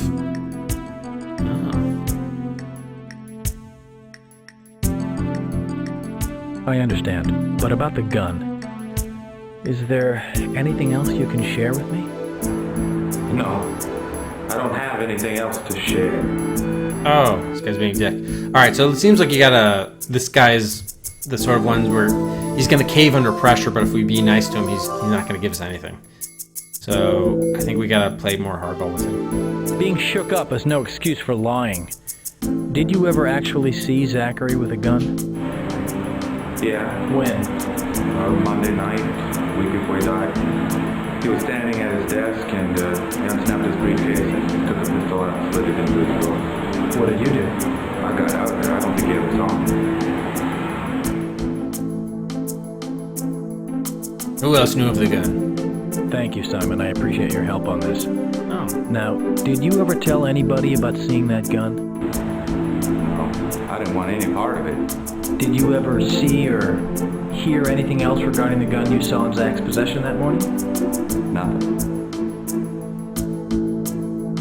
See, that's weird. Like, the other option looks like is basically the same. Yeah, it's kind of getting drowned out too. I can't really... I can kind of make it out, but I think I'm hearing the same mix that you are. Maybe I could... Yeah, I should be able to, with the mixer, perhaps, address that.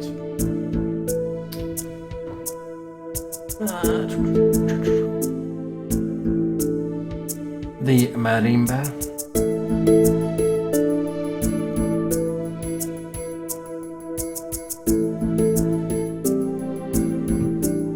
Not getting the full experience. Oh, interesting. This is all the way down. 1, 2, 3.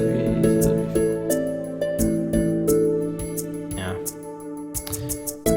Yeah, I was just trying to, like, all of the, there are like tons of different instruments here, so I'm trying to see which was the instrument that was so high. Anyway. Alright, letter. Oh, yeah, the letter from Zach to Ruby, yes. Okay, let's ask about Ruby first before we reveal the letter. Were you and Ruby close? Yeah, we were good friends. I mean, everyone else in that group was older than me and her, and since Zach's death, we've been hanging out more together.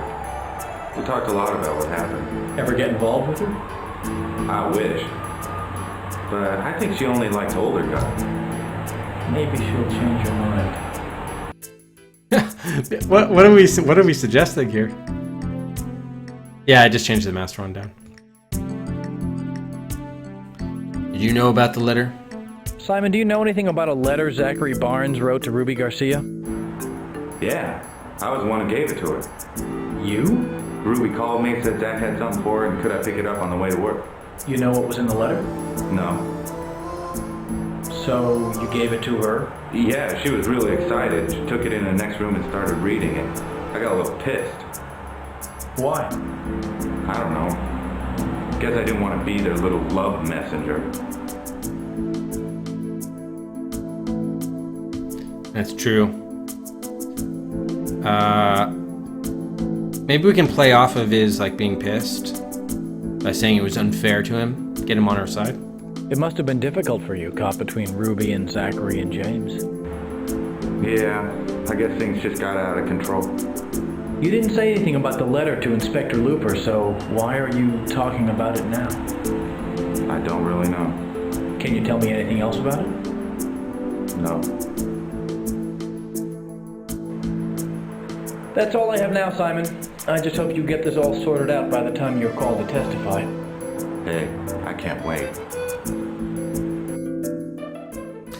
So I'm wondering, like, can you go back and try different stuff? Probably not. No. They only allow you to have one shot with each witness. I'm wondering whether it matters what order you do them in as you collect evidence. It's possible. Maybe we should have started out with the most friendly witness in that case. Which is probably going to be Yvonne. Interesting. So I wonder whether, like, the whole thing about whether you have enough evidence is completely predicated on whether you ask the right questions here. Well, probably in the trial too, of course.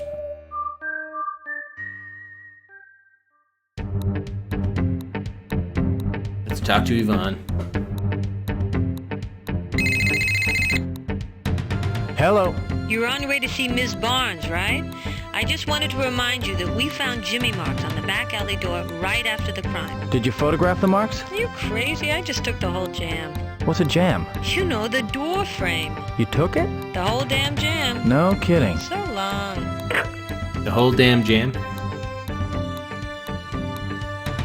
Did we, like, stick a camera onto the grill of our car? Are we at the mayor's office? No. How do you do? Apartment. I'm Yvonne Barnes. Please have a seat. Mr. Granger, I trust your office received my letter. Yes. You know the theft that took place at Barnes Gallery last February. I have no doubt it led to my husband's murder. February, you say? Hey, Cora's just utterly confused. Is out. Are we all? Okay, I want to make sure that wasn't. Oh, there you are, buddy. All right, so I can ask about anything. Yeah, I guess we'll start with yard theft. Why not? Let's clarify Tobin's motive. Miss Barnes, let's talk about what reasons Tobin may have had to kill your husband. To me, James' motives were quite clear. He was covering the insurance fraud Zachary had found out about. In my opinion, the sordid rumors in the press about an affair are not really relevant. I'd just as soon not talk about that any further. Can we start with my letter? No, we must talk about the affair. But all right, we'll talk about the letter for now. Your letter was very helpful, Miss Barnes. Let's explore some of the details. Thank you. All right. Actually, let's look at the letter first. Refresh our memories here. Yeah. So there was the theft. Barnes was suspicious of Tobin. Ah, right. So Tobin said the alarm should be disabled a few days prior to theft. So that's probably before he was confronted, I would think. Yeah. So we'll say around, I don't know, day 10. A few days, more like 7. Tobin insists alarm did he even give a reason why the alarm should be disabled? Okay. Back to her. Alright, ask her about the death threat or the alarm system. By the way, you can go back and forth, actually. That's interesting. You go back and forth between witnesses. I don't have to do the whole interview with her. I could go to Ruby, then go back. Alright, death threat or the alarm... Oh, let's start off with the alarm system. Didn't the gallery have a sophisticated alarm system? Oh, yes, but supposedly there'd been a lot of false alarms. Why didn't you have it fixed? Zachary said money was tight right now. But I thought the gallery was a huge success. It was. But very few of Tobin's paintings sold at the last show, and that created a cash flow problem. Was the alarm on the night of the theft? No. Tobin turned it off. He said he was sick of it going off. After the robbery, Zach and I were both suspicious. More information. Is there anything else about the theft that you'd like to add? No. Nothing at all. But no! That was more information about the alarm. Now I couldn't even ask about the death threat. Oh god. Alright, crime scene. Jeez. Is there any... Didn't they say you could, like, preview some of this stuff? I guess not. Alright, let's review Tobin's story. You're aware, I assume, that James Tobin admitted to firing the gun that killed your husband. Yes, I read the papers. He claims it was self-defense and that your late husband was plotting to kill him. That's completely odious. Odious? The very thought of him... Look, Tobin arranged that meeting with Zach. He planned to kill my husband and then use the racetrack as an alibi. Things fell apart when I got back early. Racetrack? Ms. Barnes, do you have any proof that Tobin set up the meeting? Yes, I heard the conversation. But there's no hard evidence, like a note from Tobin or anything? No, they weren't in the habit of corresponding. Challenge her honesty to follow up on her story. Yeah, unfortunately, I can't tell you much about the death threat now. Alright, let's follow up on her story. Challenge her honesty, I don't know if we want to consider her a hostile witness yet. What happened when you returned? Ruby had just dropped me off when I saw Tobin in the alley outside the gallery doing something by the door. He'd already killed Zachary by then. Remember any details?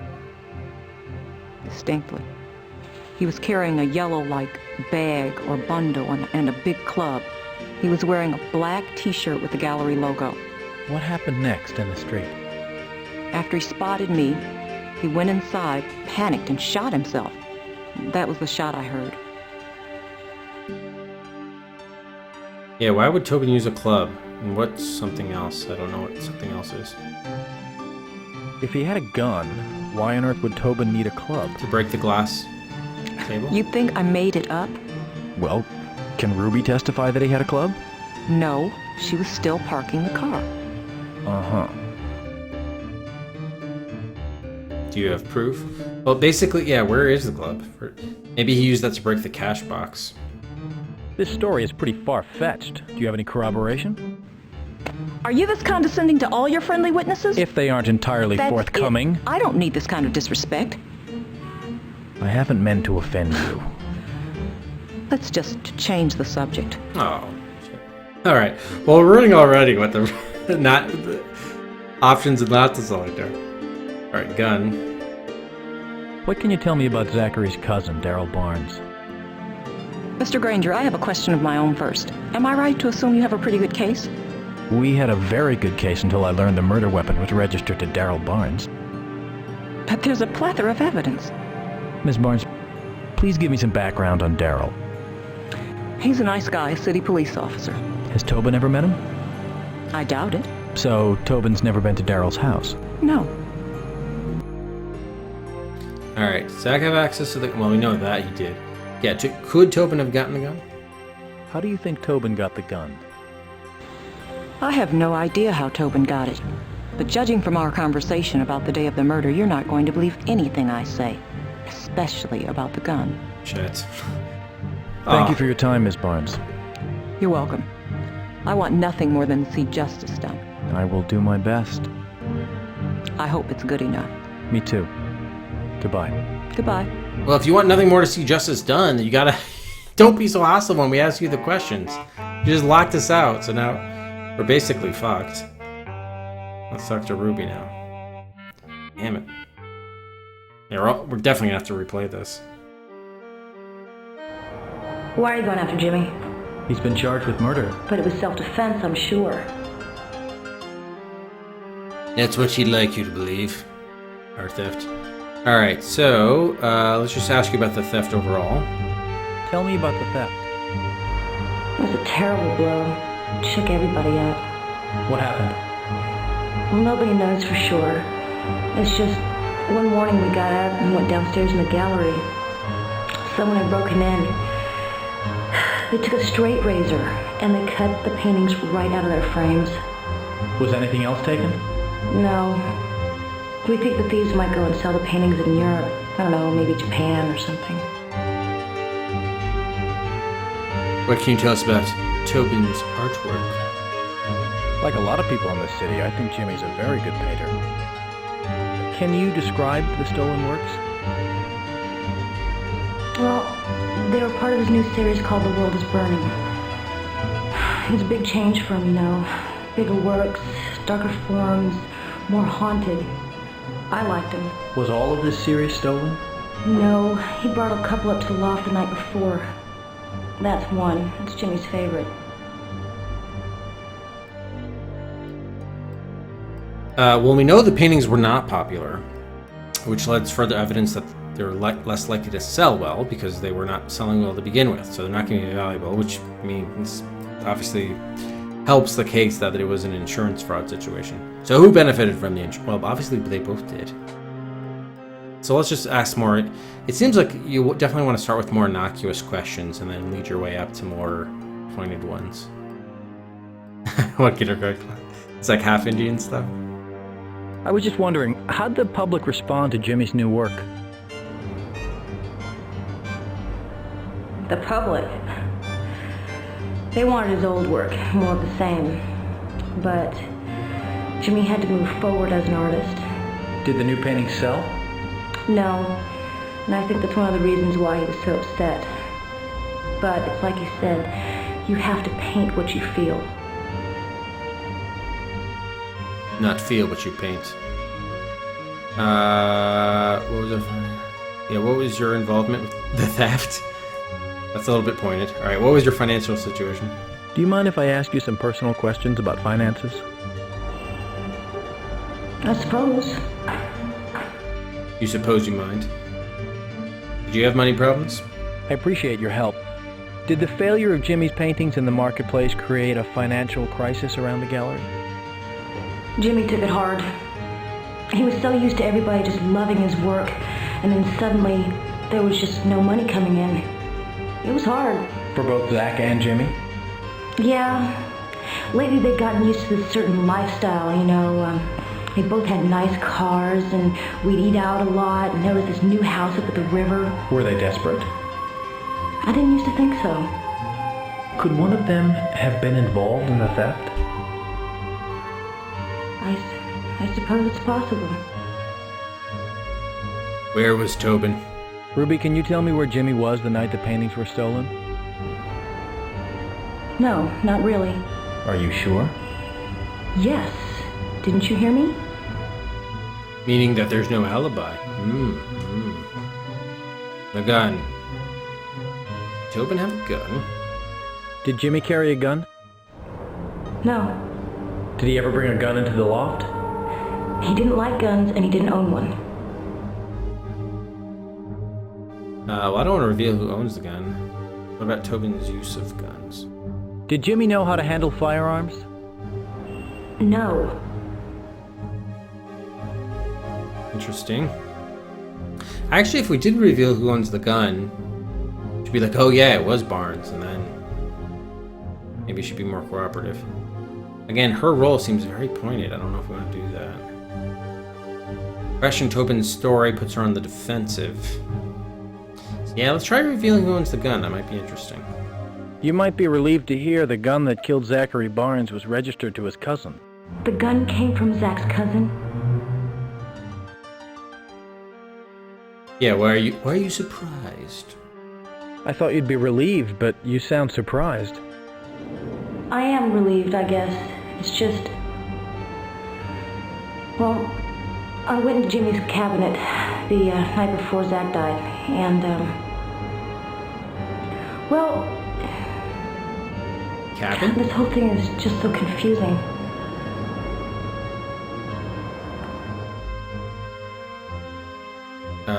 What's confusing about it? The dollar menu and a big gulp. Interesting approach. So if we insist, I don't know if we have to, like, she seems to be fairly cooperative. I don't think we have to insist, just more information. Think back and see if you can remember what you saw. Upstairs, in Jimmy's work cabinet, next to the brushes on the middle shelf, I thought I saw something. A gun. A gun? Well, where is this work cabinet? In the gallery? No, upstairs in me and Jimmy's loft, in the painting studio. When did you see it? The night before Zach's death. Uh-huh. Could you identify that gun if you saw it? I think so. Show the photo. We're not allowed to show the photo? Oh, I guess we have to do that in court, probably. Alright, Zach. Tobin hates Zach. Yeah, was Zach popular? We're not going to confront her about their affair. Did people like Zachary Barnes? Yeah, everybody pretty much liked him. I think his personality was a big reason for the success of the gallery. Everybody just liked to hang around him and listen to him tell jokes. Was he a good joke teller? No, not really. They were always too corny. You want to hear a favorite? What did the snail say riding on the turtle's back? I give up. Wee. What? Wait, we? How is that a joke, even a corny one? Alright, did you like Barnes? Did he help your career? Were you... Well, no, that's a bit pointed. Not yet ready for that. Did you like Barnes too? Would you say you were fond of Zachary? Yeah, I thought he was a pretty okay guy. Did you bang him? Did Zach like you? I probably should have started with the career thing. It'd be good to get motive in there. What were his feelings for you? Actually, one day I went over to Zachary's loft. I think we were supposed to be talking about me having a show or something. I was lonely because Jimmy was working around the clock. And Zach and I had a few drinks. One thing led to another, but it was no big deal. Sounds like a big deal. Do you have any regrets? Given what happened to Zach, do you feel getting involved with him was a mistake? This is really hard for me to talk about. Jimmy is not a perfect person, but that didn't make it right for me to go and sleep with his partner. it's just like my mom used to say, I'm only always thinking of myself. If it hadn't been for me, none of this would have happened. Zach would still be alive. It's true. Jimmy wouldn't hate me. As a matter of fact, he wouldn't even be in jail. And Yvonne would still have a husband. You're to blame for everything, Ruby. It's all your fault.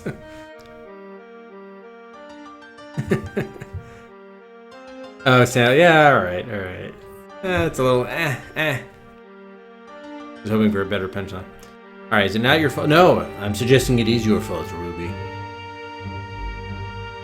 Again, I don't think she doesn't seem like she seems to be pretty cooperative right now. I'd say we still don't make her a hostile witness yet, because especially if she had feelings for Barnes, she might be willing to turn on Tobin because she already saying, he wasn't the best.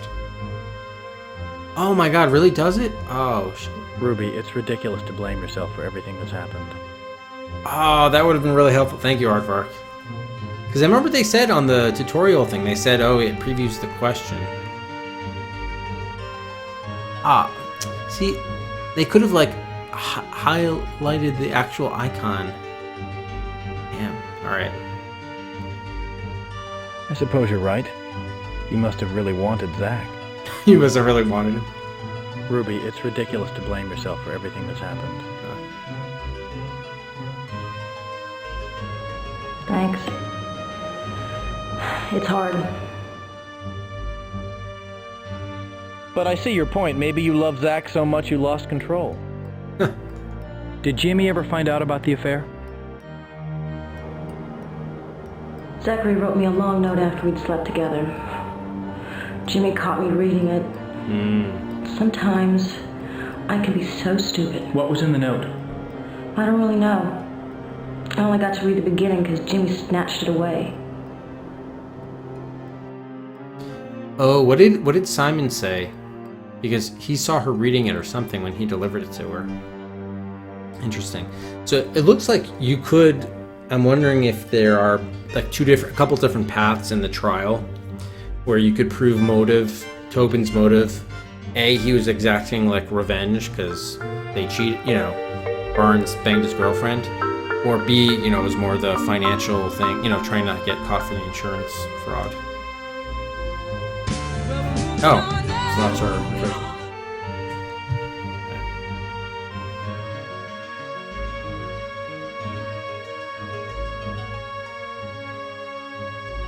Alright, classy, another one for Shadowgate.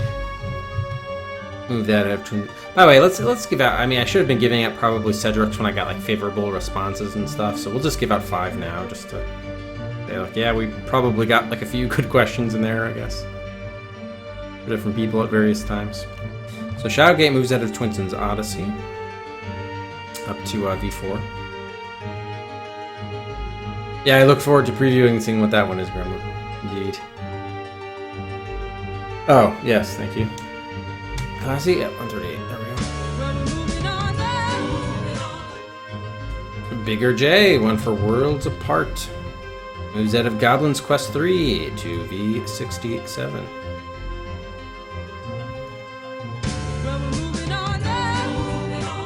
Or one for Chronicles of the Sword. Moves out of Star Trek Next Generation, Final Unity up to V11.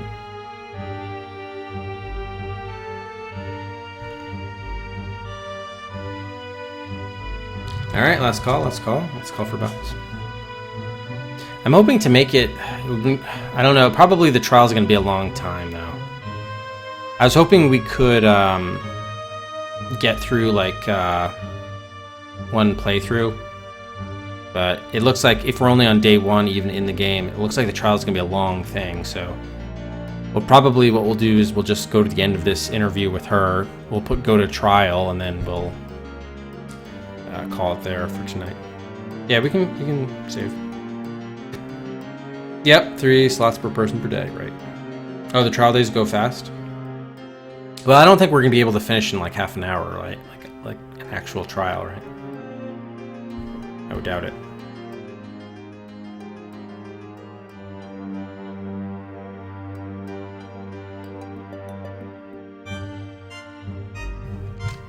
Okay. let's resume. So yeah, what were the two options here? Jimmy must have been really furious. Oh, right, for catching the letter, right? Snatched it, so you never got to see what was in the note? Well, she kind of said she only saw the first paragraph, so yeah. Let's ask more about the anger. Jimmy must have been really furious. Yeah, but after all, I was cheating on him. Did he hit you? He didn't hurt me. But did he hit you? What did Jimmy say about the note? He has no right to abuse you, Ruby. That's true, he doesn't. But she's trying to get defensive there. I don't know if saying that is going to help. He has no right to abuse you, Ruby. What did Jimmy say about the note? He's probably just going to say, oh, what the fuck? Yeah, let's question the action. Maybe it could lead in an interesting direction. He has no right to abuse you, Ruby. I know what you're doing. It's your job to make Jimmy look bad. No, it's my job to look for the truth. Well, I'm sorry, but I don't think I want to talk about this with you anymore. Fuck. Alright. She just gives like a... What do you think the chances are that Jimmy will go to jail? It's hard to say. A lot depends on what you say on the stand. How would we say that? We're just giving her incentive to like lie on his behalf. Alright, so we lost all the... Alright, so I guess we're ready to go to trial. Actually, well, what else could I do if I don't... Am I still going to get access to the documents and tapes? If we go to trial? I don't know. I guess why don't we save here again? We'll do, like, pre-trial. Okay.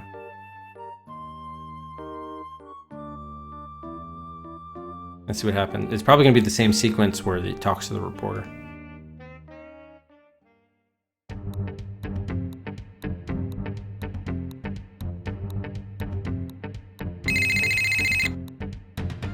Hello. Hello, is this Mr. Granger? Yes? Who is this, I just please? visited Jimmy in jail and we had a long talk. I see now that he's been telling me the truth all along about what a son of a bitch Zach was. Ruby, just try to calm down. Exactly. Hey, you used against us. Ruby, all I ask of you in court is that you tell the truth. Truth? What the hell is truth? All you lawyers know how to do is twist the truth and turn it into lies. Why can't everybody just leave us alone? What? Frank, how's Tobin fared these last few months in jail? As you know, the defendant has not been allowed any contact with the press, but his attorney said he's doing well and is also anxious to clear his good name and get on with his life. And can you characterize the mood of the prosecution? Laura, with the trial beginning tomorrow, Granger and his staff are, of course, projecting confidence, but Granger would not comment on record about his chances of getting a first-degree murder conviction. Frank, you'll be covering the whole trial for us, right? You bet, Laura. Camped out at City Hall for as long as it takes. Well, good luck. Channel 2 will be providing the most extensive coverage of the trial. We'll have live reports from the courtroom and expert analysis of each day's events, so stay tuned. Coming up now, can't figure out what to do with those little plastic clips that come on bread bags? Stephanie Chu will tell us about a recycling program in the East Bay when we come back. Oh boy. Oh, another phone call. Hello. Hi, Mr. Granger. This is Frank Somerville. I'm covering the trial for Channel 2. I know you don't want to make a public statement, but I was wondering if you'd care to comment. It'll be entirely off the record on what you think your chances are on the murder charge. Well, what incentive... Let's think about this. What incentive do we have to like leak any information to the press, even if it is off the record? Frank, I'm happy to tell you that I'm supremely confident we'll win this case. We'll get a verdict in the first degree. Or I'll buy you and Laura dinner. Ah, no way. Well, off the record, clearly Tobin murdered Mr. Barnes, but I suspect we may only get second degree unless I'm particularly brilliant in court. That sounds terrible. Frankly, Frank, it makes me a little nervous to comment, but to be honest, with a good jury, I think we'll get manslaughter. Frankly, Frank? Frank, don't take this personally, but I've encountered, shall we say, minor inaccuracies by the press before, and I would rather not comment until after this trial is over. Is that okay? I mean, is that okay? You don't have to clear it with him. You're under no obligation to give any information. And it shouldn't be because of any press inaccuracies. It should just be because there's no... so they're asking us to predict the verdict, so maybe it doesn't matter. Yeah, I'm wondering what impact this has on how things actually play out. Like, is the probably like with the reporting? I don't know. It's supposed to be off the record, though. I don't really know. If you actually ask me to predict, I think we're probably just going to get... What's the difference between second degree and manslaughter? Probably just going to get... is like first degree premeditated and second degree is like in the moment, passion or something. And manslaughter is kind of like accidental. Well, I mean, we could definitely prove manslaughter because well, I'm self-defense. I'm not sure actually. Yeah, we're the prosecutor. Answering it. All right, whatever. I'm not sure what effect this is gonna have. Let's just go with the no comment. I don't know what impact this actually has on anything. I just wanted it off the record. See ya. No comment. This case was commenced by the people of the state of California against the defendant, James Henry Tobin. The state is charging him with grand theft and murder in the first degree. The defendant has pleaded not guilty to each charge. Now, ladies and gentlemen of the jury, the defendant is presumed innocent until the contrary is proved. But the effect of this is only to place upon the state the burden of proving him guilty beyond a reasonable doubt. You will decide no issue in this case until you have heard all of the evidence, instructions of law, and the arguments. And you are ordered not to discuss this case with anyone under any conditions. You will now hear the statements of counsel. Do the people wish to make any opening statement?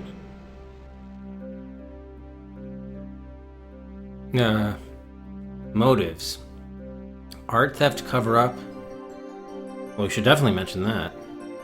And sexual jealousy. I would say we emphasize the art theft cover-up and just mention offhand the jealousy. Done.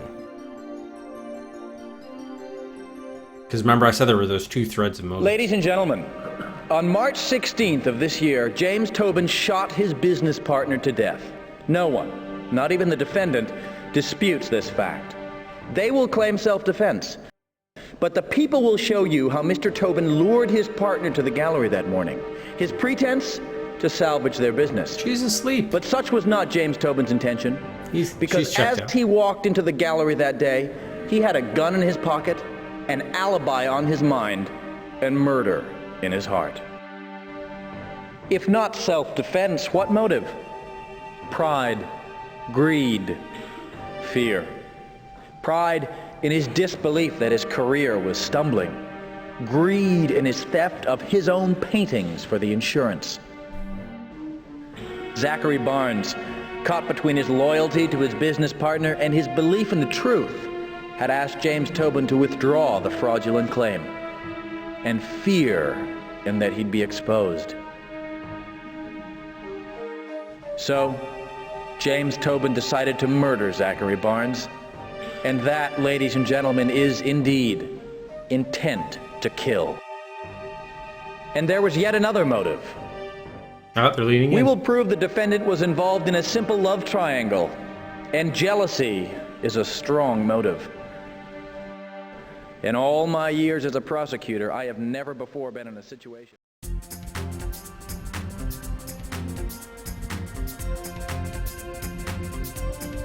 Oh, so this is probably day 2, by the way.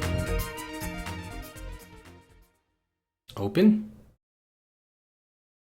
Wait, I didn't want to open. Is that Carmen Sandiego back there? Good morning. Will the prosecution please call its first witness? Yeah, okay. So why don't we save it here? Trial wait. Oh shit, I skipped the movie. Damn it. Alright, well we had the pre-trial, so we could easily... Yeah, let's see if we can Let's see if we can restore back to that. And these are, damn it, these are doing alphabetically. Crap. I was hoping they would sort them chronologically. All right, so pre-trial. See if we can skip through this just to see the movie again. You know what we could do, actually? You know what's going to be the way to beat the game? Hello. Hi, Mr. Granger. This is Frank Somerville. You can just save scum this stuff. Like, we could. I think that's definitely what we'll do. I think we'll go through the trial on the next stream, just to see how it like pans out, like how the game works. But then when we do the second playthrough, I think we'll save scum each of those interviews. That way we get the most information. We know we'll uncover new details and stuff, and that'll put us in the best position for the trial itself. It's like right at this moment, I don't think there's any path to a GG from the way that the pre-trial interviews went. I don't think there's any way to do it. I just wanted it off.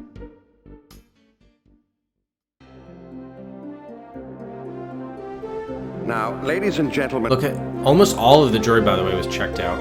I'm also guessing, probably in the end, you may... The sexual jealousy thing, like...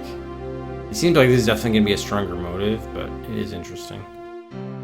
It seems like just the way he made the opening statement, they're like, oh shit, he's going to bring up sexual jealousy, really? Like, it doesn't seem like it has a good chance of working out. Like, I think you should either be all or nothing. I don't think, like, half-assing it is really effective. But anyway, this is what we chose. Did he really? Ladies and gentlemen, on March... If not self-defense, what motive? And there was yet another motive. We will prove the defendant... In all my years as a prosecutor, I have never before been in a situation... Is this when they show Carmen Sandiego?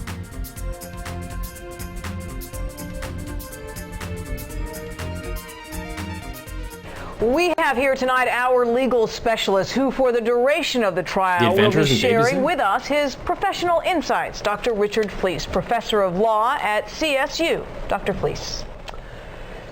The anxiously awaited trial began today with a dramatic opening statement by the prosecution and then followed by what I thought was an effective rebuttal from the defense attorney, Cynthia Charleston. Can you tell us a little bit about her? Mr. Tobin is in very good hands. Cynthia Charleston is seen by many as an unflinching and extremely aggressive adversary. She's won innumerable defense cases, including the famous tainted baby food trial. Just a few moments ago, we caught up with her and asked her how she felt about her chances. Ultimately, the jury will find my client innocent. This case should never have come to trial, but now, with all the publicity, they don't dare turn back. Tomorrow, the main phase of the trial begins with the prosecution calling its first witness. Thank you, and we look forward to your coming analysis. Stay tuned to Channel 2 News, your trial headquarters. Trial headquarters. Okay, so this is... Good morning. Will the prosecution please call its first witness? Badges? Alright, so this is what we were saving. Trial witnesses, yeah, okay. Alright, cool. So yeah, interesting. Definitely interesting game. I'm just worried about how tough it's going to be exacting through the whole trial phase. I wish we should also give out some Cedrics for reaching the witness stage. Why not? Hey, welcome, Malicious Magnetism. Sorry I missed you coming in. So reminder, so no stream tomorrow night, but we'll be on Saturday morning. We'll probably start it off with Solaris, which is the next game in second gen Journey. So we'll do that for an hour or so, depending on how it goes, what the win condition ends up being with that. Actually, Mantis, if you're still here, I'll probably have to message you to find out what a good win condition is going to be for... Actually, Solaris, that one's clear cut, right? That's just reach Solaris. Okay, never mind. That's an easy one. Anyway, we'll start off with Solaris, but then on Saturday morning, we'll return to In the First Degree, of course. And then probably Sunday we'll probably be able to get a little bit of a longer stream in too. So We'll see. I think if I suspect this is if we can save Scum the interviews, and if they let you save like in the midst of the trial, I don't think the game is going to be too difficult. But if they didn't allow saving, then yeah, I imagine it would be pretty tough. Is it based on the Soviet film? Which one? Solaris? Oh no, that one is not. That's from the Atari 2600. Yeah, well, which could have been. I think it was from what, 86? So it was what, 14 years after the original film, something like that. So why don't we go ahead and host up Jen with Glasses. She is playing the game that's on the viewer queue, Star Trek Next Generation of Final Unity. So we're gonna rate her up. Let's also give a bonus Cedric here at the end of the stream that concludes